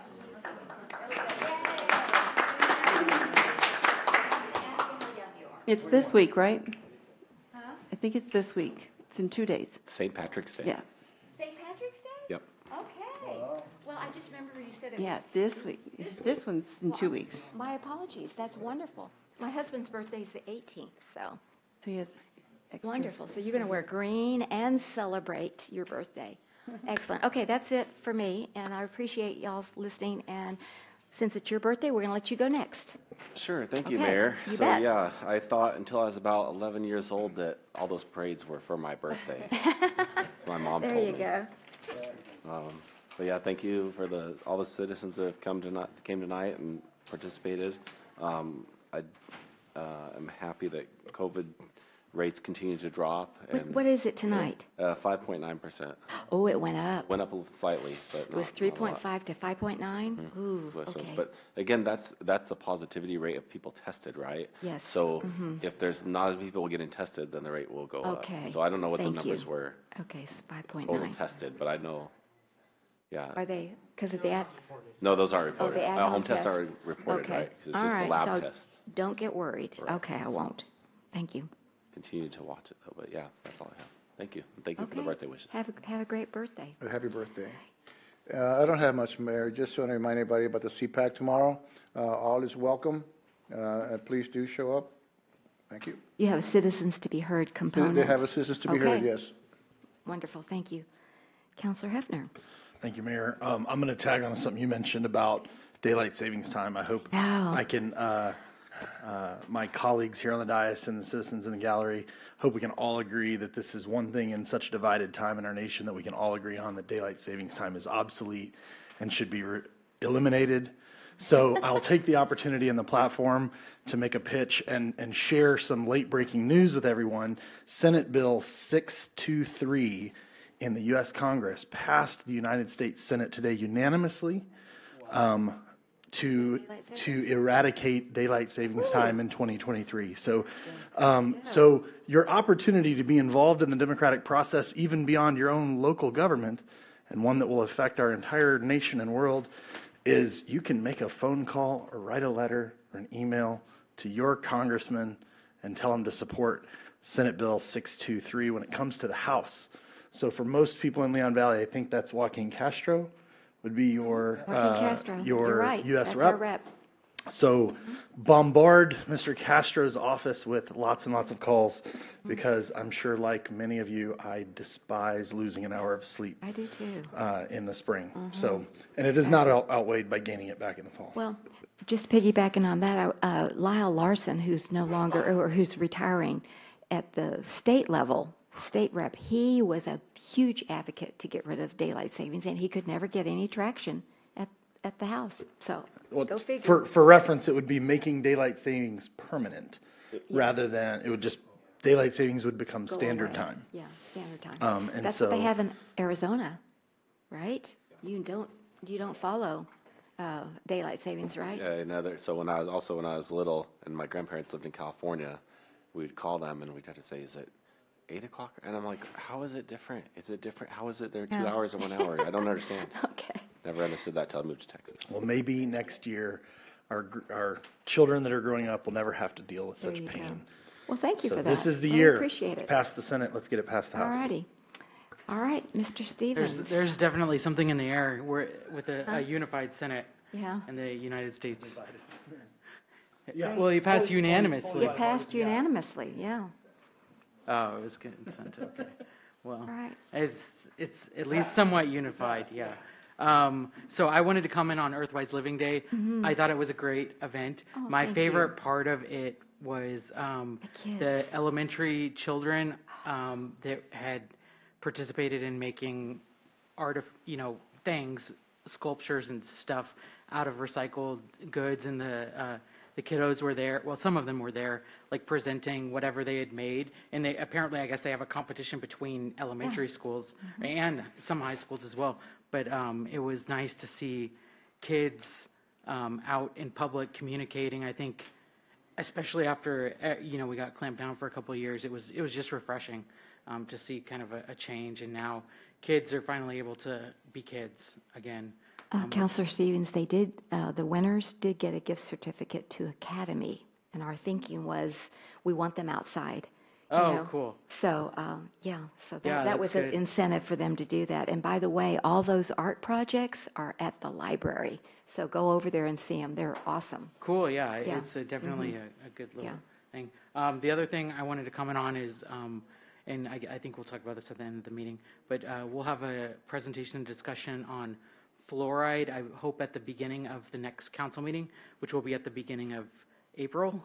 And there will be cards at the town hall that you can write questions on, and then there'll be at least a couple of dentists and faculty, I guess, from the UT Health Science Center that'll be here during the next council meeting, and they'll answer questions that you have. They're going to go through the surveys and talk about, using hopefully evidence of what the science says about certain things, and hopefully present that evidence to us as a council, but also to the community as a whole.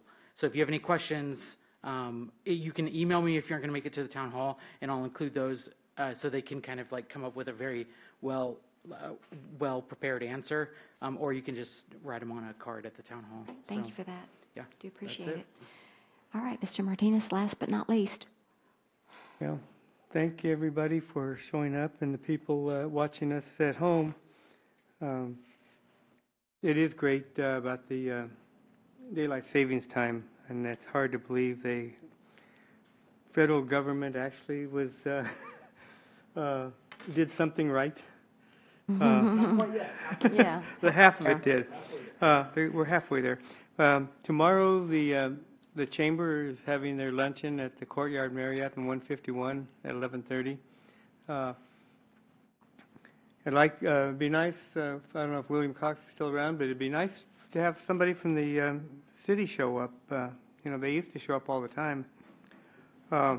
And the Earthwise Living, one of the things that was really nice is a free massage. Okay. That girl worked on my back, and there was a guy sitting in the chair right close by, and she hit one of my muscles, and it snapped so loud that even he could hear it. My gosh. But man, that was wonderful. Well, good. I'm glad you enjoyed it. All righty. Fantastic. All right, Dr. Caldera, what would you like to say this evening on your city manager's report? Sure. So city manager's report's found outside online, and it got emailed to the rest of y'all earlier this afternoon. Really quick, I'm just kind of gonna gauge faces here. We got a request to put the same kind of lighting outside in front of the city hall at the monument, but because it's kind of political, I didn't just want to throw up lights, but I'm not seeing any scrunchy faces, so we're gonna go ahead and change the bulbs out That front. was, somebody that talked to me at Earthwise that said, how can we keep Ukraine in our prayers and support? So that's why I asked the doctor. Okay, Yeah. it shouldn't be too cost prohibitive, it's just Yeah, changing the but bulbs. she wanted to run it by. I just wanted to run Thank it by you. We did have a new HR director start this week. Her name is Sasha Ricks, and so she's new to the city of Leon Valley. She comes from Live Oak, and so we're glad to have her. I'm glad to have her. As most of y'all know, we're losing Mark. I sent y'all that in your email. So we'll be we start advertising today for a new IT manager for the city. Saunders kicked off the FOIA stuff, and so we should start moving towards hopefully getting that project complete. So your open records request will be posted online, and so she kind of just wanted me to let y'all know about that. There was some conversation about patrol officers and how many we have. We're only down 3 patrol officers and 1 detective, so it's not 17. Somebody wanted to know why we're down 17. Right. The citizens bond survey should be going out hopefully by the end of the week. We had a hiccup with the postage and setting up a business account. We've got that figured out. We did have to reprint the surveys because the date on the survey would have been surpassed by the time the residents got them, so there was an added cost to reprint those, but we got that squared away. I have sent y'all all the town hall meeting PowerPoints. I've only heard back from one of y'all, the mayor. So those PowerPoints are due back to me on Monday. Mark's going to get ready to put them in Mentimeter so we can start getting that information out to the population. And so if you aren't going to make changes to your PowerPoint, that's fine. You don't need to. You can be fine with the draft. But if you have changes, I need them fairly quickly. And so please get those to me ASAP. And then I did get questions on why I was not at Earthways Living. People were asking. I had surgery on Wednesday. That's why I was not there on Saturday. So, but that's it. Okay. A retreat date. So we have that under your pipeline. That's Okay, actually one there of you your- go. There was something else I was going to say. Oh, well, I can't remember. All right. Well, if you come, you have pipeline that. You have pipeline. Yeah, I have a pipeline thing too. Okay, well, thank you. Really appreciate it, and glad you're doing well. All right, anyone on the council under the consent agenda, items 6.1 through 6.6, would any of you like to pull something for discussion? Mayor, Yes, Mr. Hefner and Mr. Martinez, go ahead. I'd like to pull item 5. I just have a couple questions on the financial statements. Okay, and Mr. Hefner. I unfortunately have to pull item 6 for change.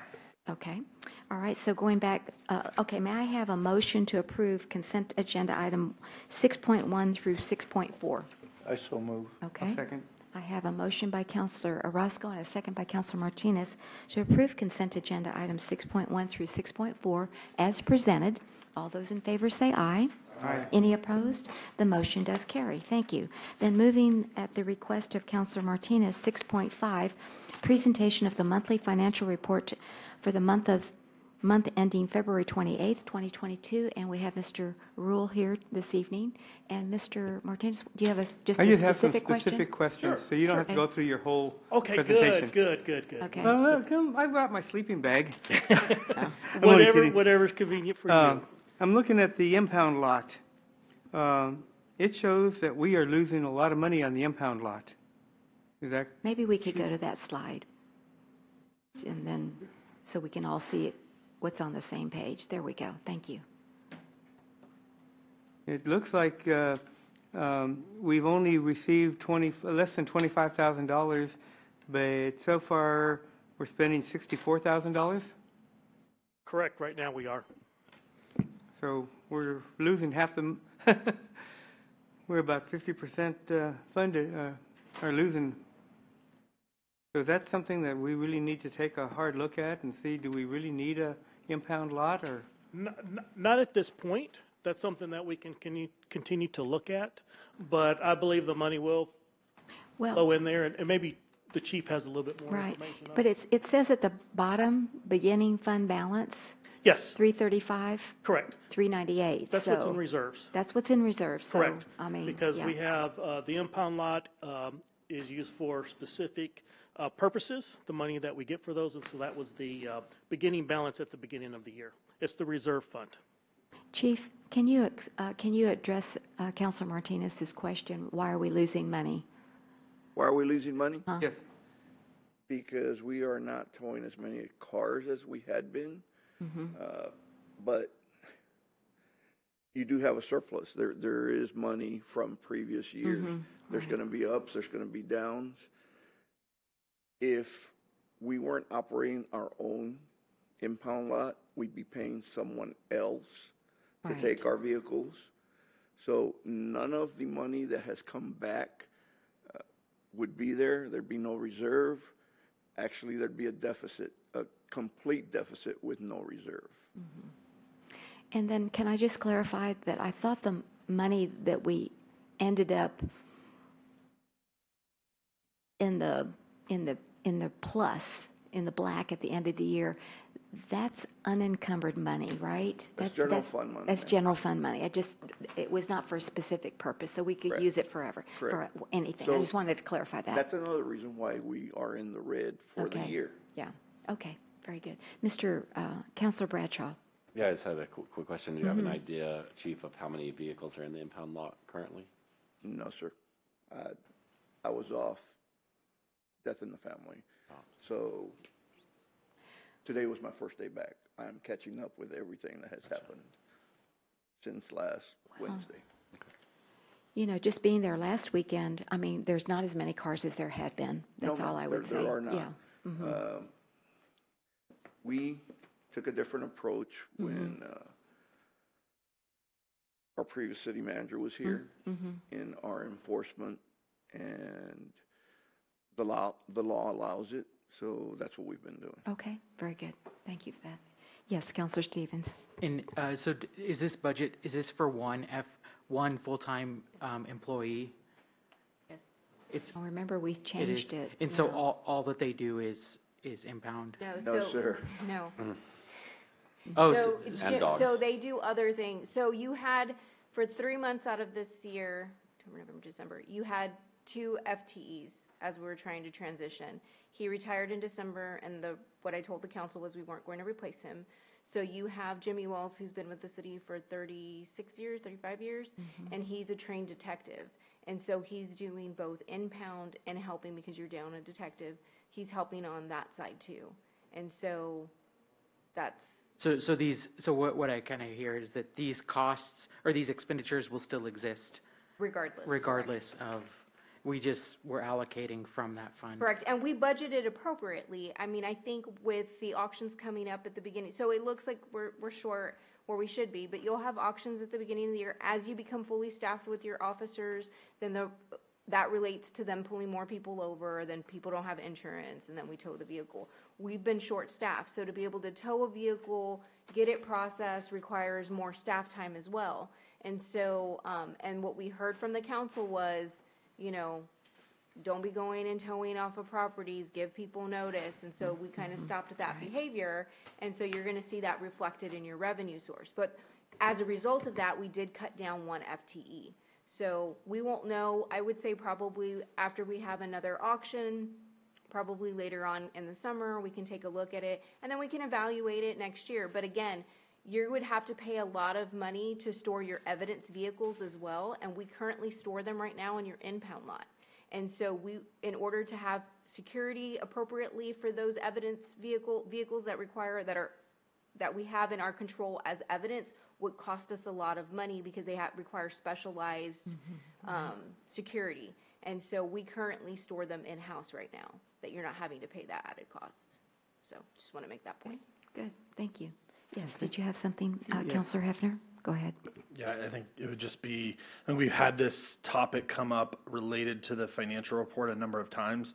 It may be beneficial for us to, like, when we say things like, it would cost us a lot of money, to maybe add a future agenda item to quantify that, to put some, like, what would San Antonio charge us? We have, You have that, if you have that information, put not it- today, but. No, I put a presentation together before Mr. Perales left. Okay. And I've got the cost, I've got a cost estimate for securing impound somewhere else with one of the vendors that we use, and it floored me. Okay, So yeah, I'll be glad to present it to you. okay, that sounds great. Thank you, That'll be Chief. on the pipeline then. Another thing on the Yes, sir. auctions, Uh-huh. we did have back-to-back auctions before the fiscal year ended because I had 2 people. It's time-consuming to prepare vehicles, to clean them out, make sure that we're not selling a vehicle that has any contraband whatsoever. And there's other costs. So I tried to get it all done before we cut our staff, and we did. But now Okay, my there you detective's go. going to be worked Mhm. because he's working cases and impound. Sure. Well, thank you for that explanation. Appreciate it. Okay, The other Mr. question- Martinez, do you have another yeah, question? Yeah, I have Okay. two more. The other is in regards to the economic development. Okay. Personnel expenditures, 210,000 for budget, but we've already spent 76,000. And you come down here, contractual, we have 97,000. So does that tell me that out of we get about 230,000 a year from the tax? We only have less than 100,000 that we can use to fund projects? So in your contractual services is your project funding Mhm. is also located in that contractual.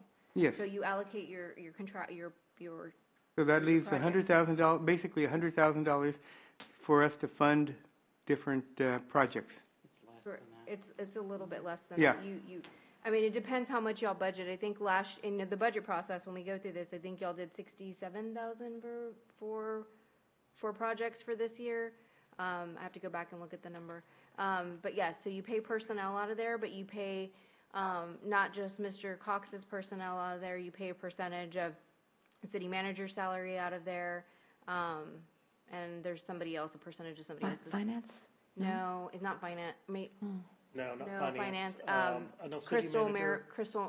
Crystal Miranda, you pay a Okay. percentage of Correct. her salary out of there. I think it was those three, a portion on that. Because she's it's economic and community development funds, so Okay. she does the community quality of Okay. life. So Right, that's what and she- the project's amount was right at 67,000, 67, 68,000 for projects. You can always allocate a little bit more. You do at the bottom have a reserve in there, 442,000. Right.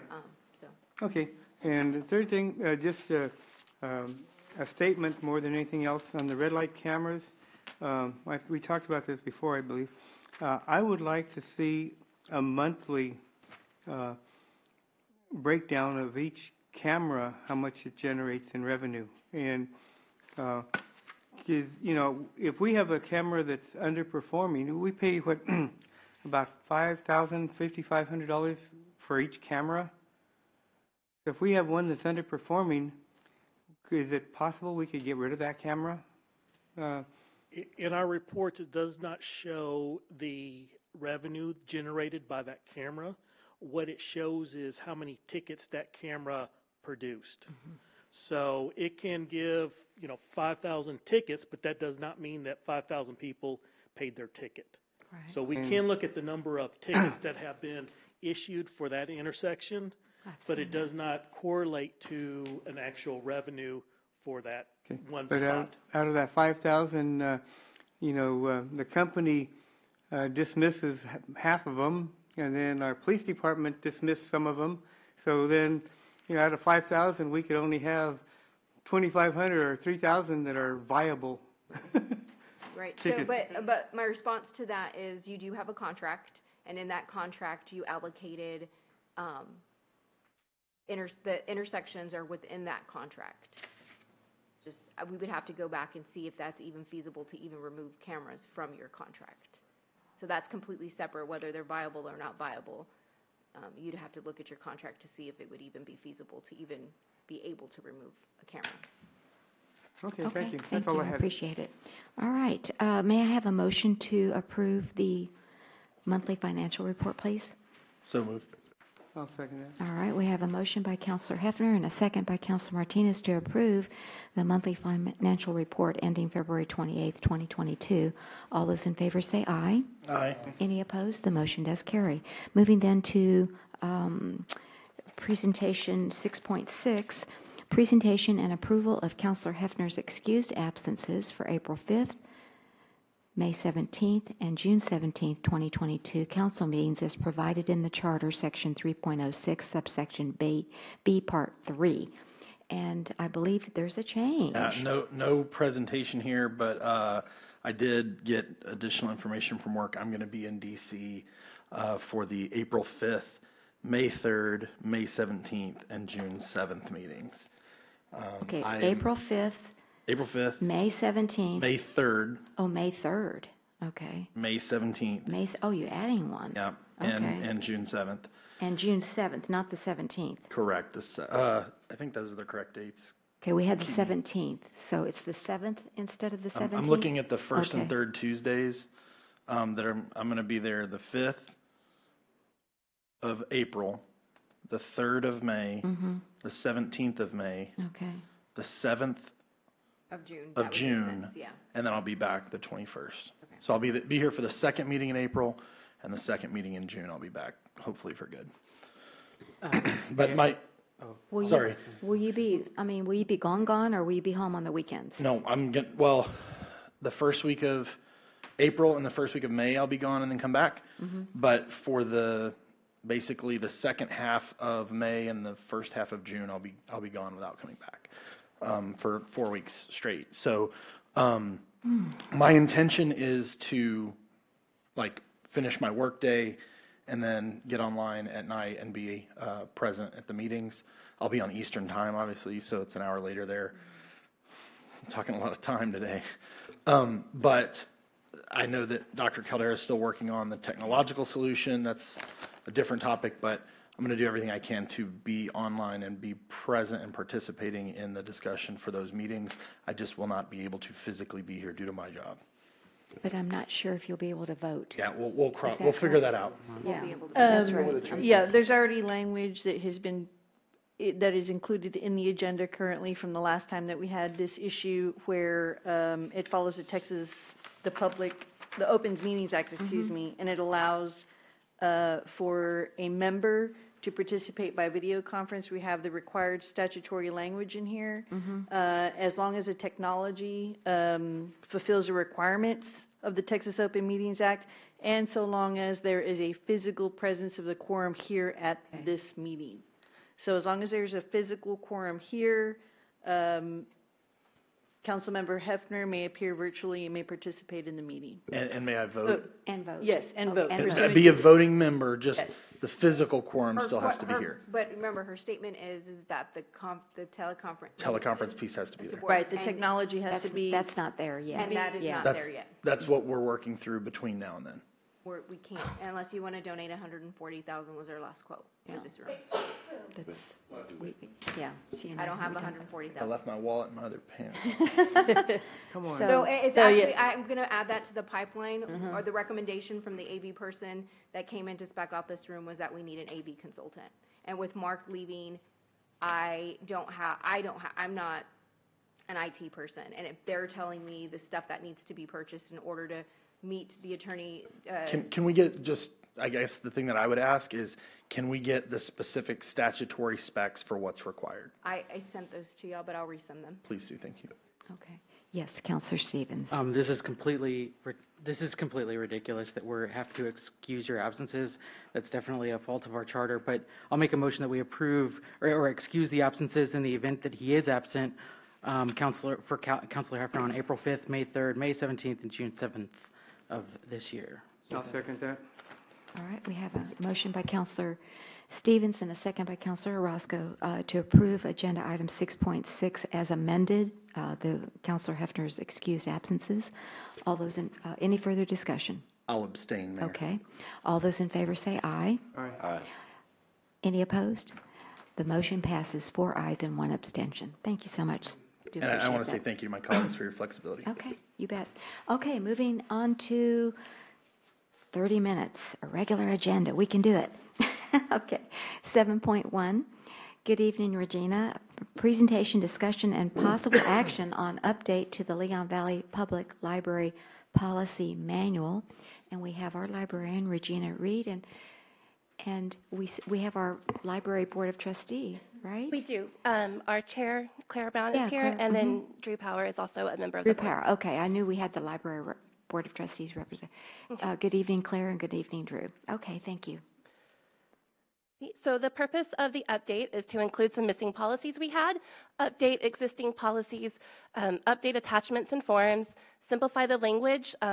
Since we are a public library and our policies go out to the public, we want to make sure the public understands the policies, and create a navigable document for when it goes online, so it's easier to navigate and easier to post online.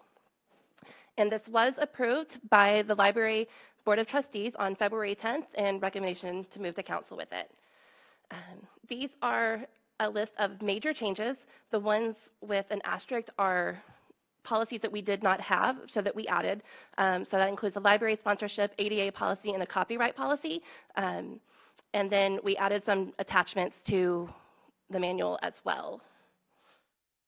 And that's, if y'all have any questions or concerns about the policies, just let me know what pages. Well, there was a huge amount of paperwork in our binders, but I said, you know what? I kind of flipped through and I said, I trust the Library Board of Trustees. Yes. So that's how I looked at it, because I know y'all went through it with a fine-tooth comb. So thank you for your efforts, because that was a lot of work. Thank you. It really was. So, Mr. Martinez, do you have a question? And Mr. Orozco? I have No. more of a statement. Okay. I did not read every bit of it. I don't have that much time available, but I did look over quite a bit of it, and it appears that I don't know who did this, if it's you or just a bunch of people, but you guys spent an inordinate amount of time, and the thoroughness of what I read is very commendable. Oh, thank you. So I just want to say, I'm with the mayor. I trust you, and I trust the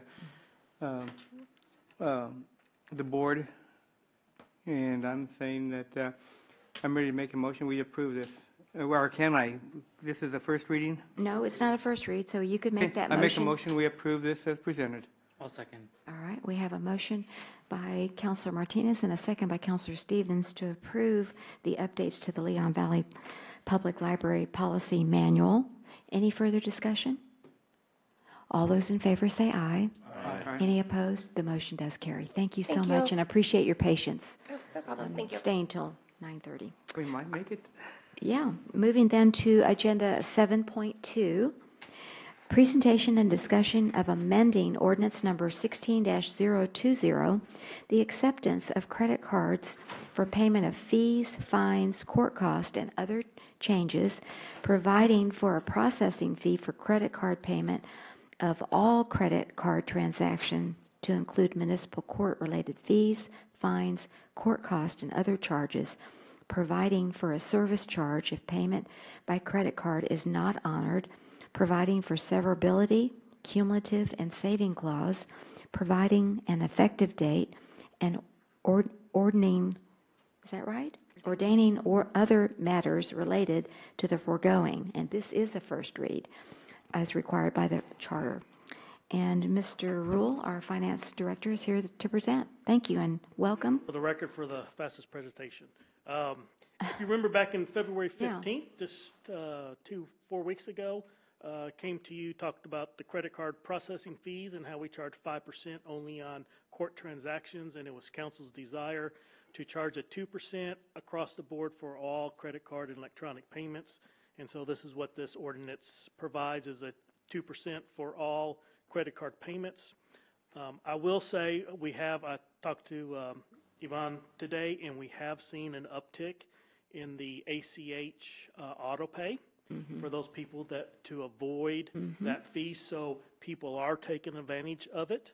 But you have the options to approve, deny, or whatever you want to do on this. Okay, just a clarification. I mean, this is on everything now. This is on pavilion and swim. Correct. But everything. It used to just be municipal court, and now we're going to, okay, do you know how much more revenue we're going to generate as a result of this, if the council approves it? It will be neutral. Oh, it'll be neutral. Or close to neutral. Okay. On average, right now, our credit card cost is a little over, right around 1.8%. And so we're going to do 2%. So it's going to match up pretty close. It all depends on, once again, how many credit cards get used and the value of that credit card transaction. Okay, but remember you showed us a chart last time that we were in the hole? Correct. Like 4 of the 5 years, so Correct. would we break even at least? We should break even, Okay, and good. even maybe just slightly ahead, but nothing Right. any, Okay. we won't be way ahead or anything Okay, like that. I It's just- basically to break even. Okay, that's great. Thank you. I appreciate it. Yes, Counselor Hefner. So what I think I'm hearing is, by allowing for a free option, an ACH option, apart from these transactions, we're driving people to that free option. As a result, we're processing less credit cards, so we have lower costs as well. Correct. Right, so if we're doing less credit card transactions, we have to pay the credit card company less. Right. We have to charge people less and so forth. So if we can do that free option and we can incentivize essentially like direct behavior towards people using that method, then that is a lot cleaner option for sure. And we Very will good. continue to get the word out through the Right, I saw it on different e-news, platforms that we yeah. Mm-hmm. have. And also, I'm still looking into easing that process for our customers as well. It's just a lot entailed on the credit card side and all of our websites. So we are working on that, but it is coming. Okay, very good. Thank you. Yes, Counselor Stevens. Have there been anything like included with the water bills about this I- pending change, or you are waiting on us to? You have to vote on it first. I can't Okay, make a change. so I think my only thing, I think we should give, since we're imposing a fee onto water and sewer customers that may not be used to that, I would say, like, we should approve this, however, amend it for only water and sewer payments to have an effective date of like July 1st or something, so then we can include, like, over multiple months, warning letters saying this is coming, and then with detailed directions on how to set up the ACH. Because otherwise, we're going to see people that are going to be unhappy because all of a sudden they're used to paying Just the credit no card. 2%, Yeah. and now we're going to be charging a 2%. So. Yeah, that's a smart move on. Yeah, okay. Yes, Counselor Hefner.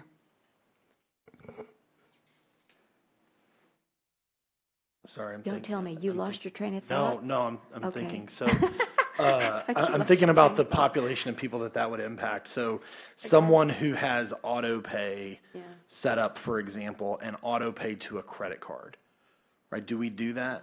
Correct. We do that today. So we would need to somehow notify that person in a way outside of their normal bill, like, because they just set it and forget it, right? And so I think to Mr. Stevens' point, we would want to proactively try and identify that population and notify them that, hey, you need to make a change or this fee is going to be added. You know, I'm finding that a lot of people don't even have checking accounts anymore. Right? I don't know how you would operate. Well, I don't no, know. but I don't know how, I you, meant- but I- you aren't no, going to I have a meant- credit or I meant- debit card. You mean either. they don't have checks, like they don't write checks, Checks. yeah. On the Checks, that's what I ACH mean. auto pay, it is connected to a bank account, not a credit card. Right. Right, But right, you right. can also, I think, do auto pay with a credit card, can you not? No, I don't No? think you It can. is directly for a Only for a bank bank account with a Yeah, routing number and just- account number. Okay. yeah. Then that population wouldn't exist. That was what I was trying to All wrap my right, head I around. just, yeah, all right, I got you. That's, all right. Anything else? Yes. No, this is a first read. But he But amended, he is suggesting, and I guess we would take it, So at oh, the next, wait a no, minute. at the next meeting, all we'll do is when you make the And, motion to approve, you make it with that amendment. Yeah. Or can we put it in the consent agenda for the next meeting with his amendments? I can. That'd be great. with an So is that- effective is date that, of July 1st. Just for water and sewer? Or for Yeah, everything? only for water and Just sewer. water and sewer, Yeah. okay. All right, so we will need a motion, oh, we don't have. Oh, it's fine. Without You objection. have the direction, Got the yeah, direction. okay, Good. very good. All right, we've got one more item tonight, Time. and it's Dr. Caldera. But before, just make sure that the ordinance is amended, that has the amendment on it for the next meeting, because it has to be before the council for y'all to be able to vote on it on consent. Okay, thank you, appreciate that clarification.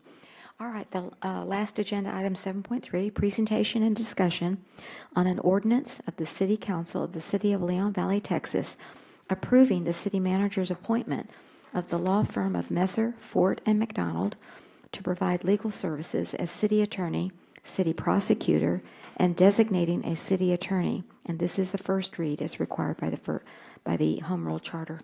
And there's no vote tonight, but Yes, So my there could be recommendation direction. for city attorney and prosecution would be Fort Messard and McDonald. When we were in discussions, we briefly talked about Denton Navarro continuing with prosecution. I did speak with Fort Messard. The travel wasn't travel from Austin for their prosecutor, it's travel from San Marcos, and their rate is slightly, it would be a wash, essentially, as far as, rates go. For prosecution, so you can group it together. So my recommendation is we would do the entire package with Fort Master or McDonald, but that changed since the last time we talked, so I wanted to make note of that out in public. Any questions? Okay, and did they have travel in there? I didn't see the No, travel. so as part of the agreement, as it was attached to your packet, they're going to do a $5,000 a month retainer for council meetings, review of the packets, that kind of thing, and then anything outside of that would incur their hourly rate. Okay, and one virtual meeting and one in-person Correct. It would meeting? be one virtual Yeah. meeting and one in-person meeting. Okay, just a clarification And for just the so we're citizens. clear, the city attorney doesn't have to meet the same standards of the law in order to participate virtually like a council member would. Okay, all right. Thanks for that clarification. Councilor Martinez? I have just a statement. I believe, according to our charter, that the city manager has the authority to hire the city attorney without council approval. That is untrue. My recommendation to y'all still have to affirm my recommendation. And so,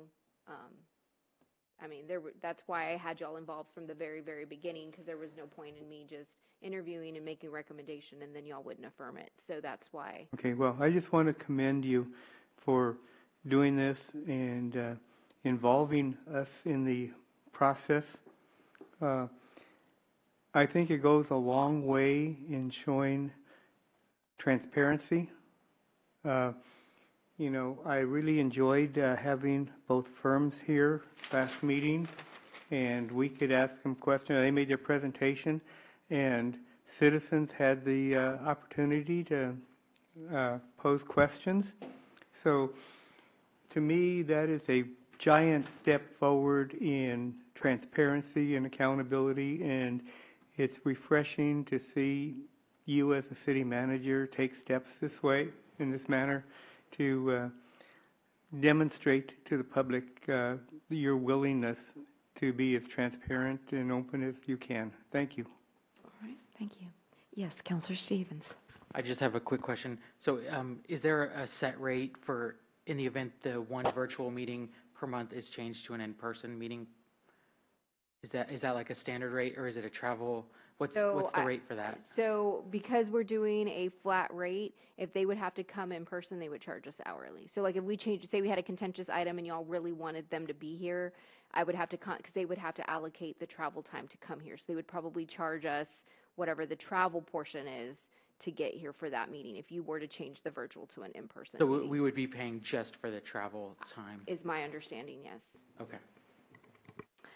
But again, it's kind of the way we're going to The try way- to do the correct. agendas. With We're the trying to- in-person, we'll try to do all of the hard legal, and then the other one, not so much. So is what we talked about. Yes. Yeah.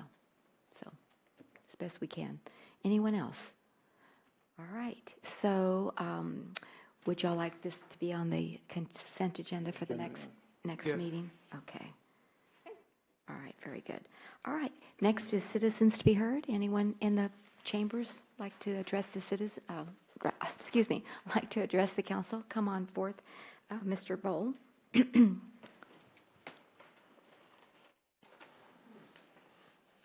Thank you, Mayor Council. Evan Bull, Barcelona Lofts. I'd like to first thank Crystal for her responsiveness in taking calls and playing phone tag for most of a day. It's beyond most to do that in a timely manner. But to get forward on that, I had a phone conversation with Crystal today that kind of reaffirmed the position I had been holding since January 11th, when I first came before this council requesting this council make an agenda item to pass a resolution releasing the document of the Attorney General's report into this council. I wasn't wrong then, and I was reaffirmed today that I was not wrong now. There has been an email chain that pretty much developed today in response to an email on March 8th of this year that I sent to Councilman Stevens, requesting him to get with the council and release that document. He responded and stating effectively that the city has already dealt with this in compliance with the state of Texas, and the matter is closed, except that the matter is not closed, as unfortunately Mayor Riley effectively removed the responsibility of completing this task from the city's hands by providing that document to a member of the public, Darby Riley. Spousal privilege does not exist in this matter. That is only when it comes to testifying in court against one another. This is not such case. That standard does not exist. Unfortunately, Darby Riley is not an attorney contracted by the city. There was no contract approved by this city council, nor one signed by the city manager to contract him to represent the mayor in her official capacity in this matter to the Attorney General's office. She released the document unredacted to him, Darby Riley, and in doing so must release this document to the rest of the public in said uniform manner. In not doing so, that is a new violation on the city and specifically on the mayor and the rest of this council, who continues to assist her in keeping this document buried. In his email, Councilman Stevens stated that he had not ever seen the document, but later down the way stated he had seen it just once, but that he didn't think that the city had this document anymore, and that maybe they didn't need to keep it after. Yes, having that'll be it, Mr. Bowl. So Thank you. I ask this council to release it. Thank you. Yes, you sure may. So I just wanted to respond factually. So per our charter, it says the city council is the governing body of the city, solely holds and is titled to the attorney-client privilege, and it may only be waived by an affirmative vote of 2/3 of the city council. The document in reference is not an attorney-client privilege document.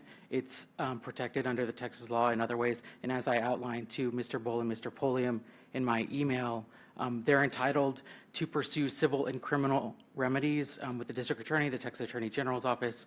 They could file a police report. I don't think that's going to land them anywhere, but there are other avenues for them to pursue other than trying to harass the council to provide a document to him. So. Okay. I'm not going to comment. I'm going to let it lie. Thank you, because it's just going round and round. Mr. Mata, thank you. Eric Mata, Canterfield. To those watching, listening, let me just remind you, Mr. Bull is running for office against the mayor, looking to simply dig up dirt, take advantage of a situation of the making of someone who was fired, our former police chief, who created a lot of problems here, who he's obviously in contact with on a regular basis. So this is just, as I've said before, it's just another hit job, as we've seen plenty of times over the last couple of years. And, you know, someone who has never advocated on behalf of citizens who were victims of that police chief, who always supported those moves, is here running against the mayor and trying to use that very abuse of power to try to gain a political upper hand here. Let it be known, Mr. Bull is running for office, and he's trying to simply dig up dirt on the person he's running against. Thank you. Okay, thank you. Anything else? All right, I have a citizens to be heard letter that came in during the council meeting, and it's from Tina Chasen, Forest Ridge, Canterfield, and the subject is grateful thanks. Not being able to be at the city council since the pandemic started, I watch from home every city council meeting. I would like to take this opportunity to thank the duly elected council, city council, mayor, and our new city manager, Dr. Crystal Caldera, in leading us forward to a better, more efficient government that works for all of the citizens of Leon Valley. Finally, we seem to be getting the city business addressed in a positive light. I did appreciate watching the interviews conducted by the council of the finalists for the city attorneys, and after viewing the agenda, I agree wholeheartedly with our city manager's choice of the city attorney group. I have lived in Leon Valley for over 50 years, and I'm proud to say that I live in Leon Valley. I look forward to seeing the direction where our current city council, city manager, and mayor take our city to make it once again a prosperous, safe, caring community. You guys have done great so far. Keep up the good work. Tina Chasen. Okay, this will be part of the record. All right. Anything else? I believe that's it. Yes. Yes, please. Go right ahead. Roxana Stevens, Roxanne. City Attorney. I would just like to thank the City of Leon Valley for allowing us to serve, and it was a pleasure. We remain committed to helping with the transition and finishing up all the items that we have, and we will absolutely work with Messer Fort in serving the City of Leon Valley as we move through the transition. We remain available for any of the historical knowledge or whatever needs to be, whatever they need in order to make sure that they have the information needed, the transition is smooth, and the City of Leon Valley continues forth on their path that we're, that is moving forward and working for the betterment of the citizens. So thank you very much, and it was a pleasure. Yes. Thank you, Roxy. It was nice to work with you as well, and thank you for those kind words, and we appreciate your willingness to work with us through this transition. Thank you. Anybody else? All righty. All right, agenda item number 9, requests from members of City Council to add items to future agenda. Dr. Caldera, did you have something? Or Yeah, so on your pipeline, if you look at a few bullets down, it says possible council retreat, 14th, 21st, or the 28th. And speaking with the mayor, she would like to hold a retreat with y'all and myself, since I was not present when y'all had your retreat with Mr. Perales. And so I'm looking at dates when you want to possibly hold that. She thought it was appropriate to wait till after the election. And Dr. Well. And so I am And it trying would to be get- for, whoever is on the council. I don't want to be Sure. presumptuous, so whoever's on the council. But I just find that if we don't set it now, then it's going to be like, September. And I know Dr. Caldera really would like to have a retreat with the council, the new council. So, but I didn't know about your schedule. That was the thing. Yeah, so I think it's a great idea. I think when we did it last year, we ended up pushing it to like September. I do think it's a good, just best practice. Every time we have an election, this body potentially can change, and it's a good touch point each year to just align everyone. So I would say, late June, July timeframe, I think is a good, I think we did a Saturday morning We last normally time. do Saturday. Yeah. So whatever y'all want to do, I'm just looking for a date. I just want to Okay. make sure we don't go off track, or Yeah. I go off track. I want to make sure I stay focused on whatever y'all's mission is. Well, let's see. Maybe, Dr. Caldera, just a suggestion to send a calendar out for June and July to all of the council and candidates and everybody to see what their availability is. I don't know. Just to, and then we can kind of hone in on it, because I know I'm out of town one week in June. The last week, I think. When people start planning vacations for Yeah, the summer. exactly. And so it's kind of harder to ring people up. And so Right. that's why we were thinking May. That's why we were thinking May, right? But And I could do it in May. It's just there's like one Saturday, like the 21st. No, wait. No, I'm sorry. The 14th would be the only Saturday in May I could do. And how about you, Councilor So I Stevens? don't think it's smart to do it that soon. I think that the new council should be, issued their computers and all that. They should be sworn in by that time. And I also think that there should be enough time allowed for if there's a recount or, something Yeah, like that. that's right, So that's there's always right. the unforeseen, and so that's why I think it might be better to push it. Yeah, the swearing in is scheduled for June 7th already. So it would be after that. Well, because we day, had ideally. to canvass the vote on the 17th. Is that right? I mean, that was a decision that was made. a while back. When's the election? The 7th. May 7th? Oh, okay. So yeah, we have the May 3rd council meeting.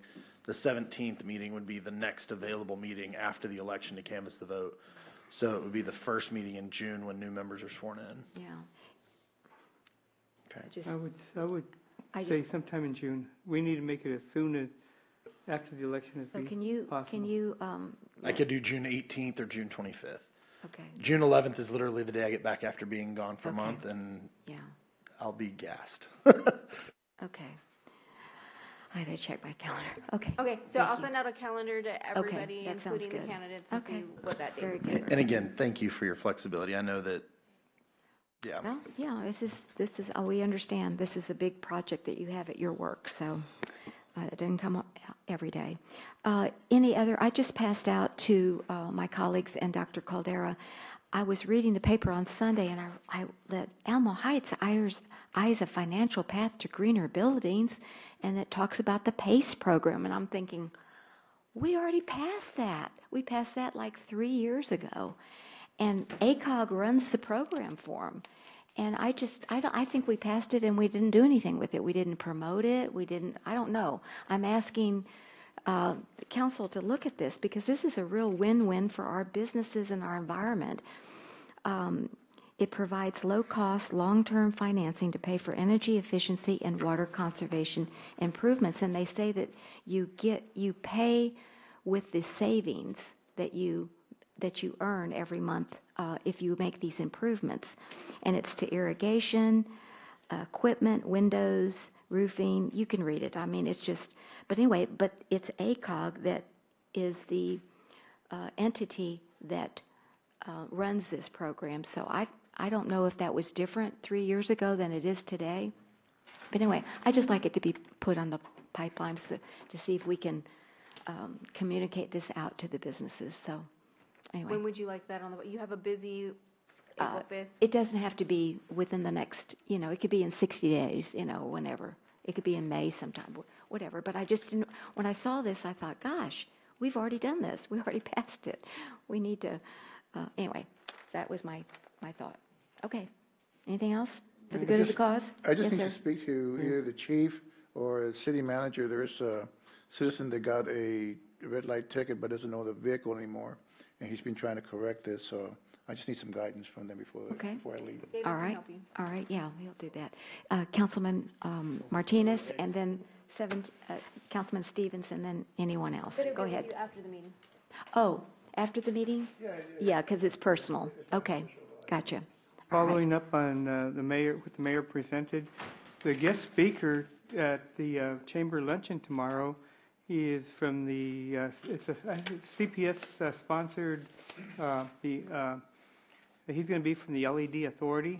Oh, and yeah. changing out all your fluorescent lights with LED lights.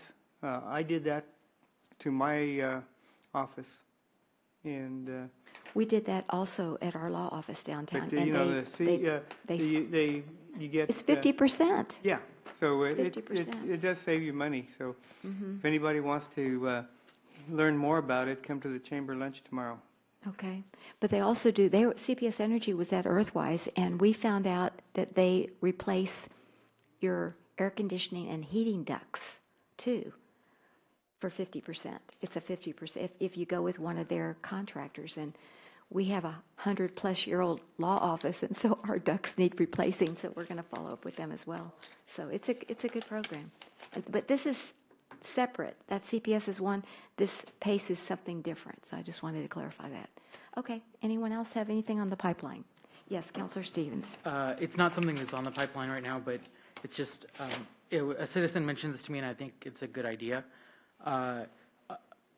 It would be discussion on adding, I'm going to add some context.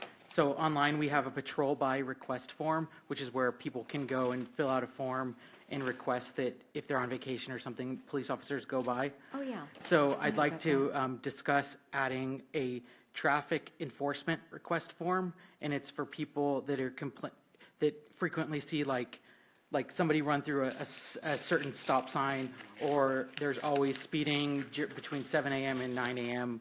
on this stretch of road, that type of thing. So I think it would be valuable to have a resource that's dedicated. So I'd like to discuss, if we need to discuss that offline, but then to present something like that. Running your stop signs on your street. Yeah, that's a big one. I agree. We get a lot of, just so you know, we get a lot of requests for those, and we do send officers out. We don't have officers that can man those stations 24 hours a day, 7 days Right. a week.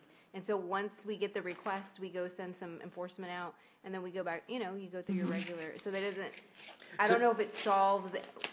So the patrol by request form just says it's for vacations. Oh, no, but people submit them I get them every day. Oh, well, I think that maybe we need to You're saying that do a better actual job. form. Yeah, we should have a resource that's, because you go talk to people, 50% of the citizens, if you're walking out there, will tell you that there's problems with traffic enforcement of some form. And so they need an avenue to express that, I think, and then just to be on the radar. And I think the example Mr. Stevens uses, somebody running a stop sign, right? It's not, the expectation of a citizen isn't, hey, come sit out here 24 hours a day. It's, hey, we know near John Marshall, there's a lot of traffic from 7 a.m. to 8:30 and from 4 p.m. to 5:30, right? So for 3 days in a row on a random week, once every 6 months, have somebody there. And so it's a presence like around the start of school, around the coming back from winter break, right? Have somebody there 3 days in a row during rush hour, busting people, and it'll be muscle memory for people after they pay that ticket. That's I think what Mr. Stevens is suggesting is in a situation like that, if somebody submitted a request, or if we get, a lot of requests in and we can collate those. That's I think where he's going with that. So a topic to discuss it. I don't want to blow the ocean on it here. Okay, thank you. Anyone else? Yeah. Okay. Well, if there's no other. Got 1 minute. Yes, I was going to say. We have 1 minute left. No, Oh. I have 10 o'clock. All right. right, If there's so- no objections, we move to I was adjourn. going to use Oh, the you 1 were? minute. Okay, go ahead. Yeah, for a resolution of this body supporting the abolishment of daylight savings time. Thank you. Okay. All right, without objection. All right, we move to Good adjourn size. at I like that sound. 10 10 o'clock. p.m. That's right, on March 15th. Thank you all very much. Good evening. Good. Okay.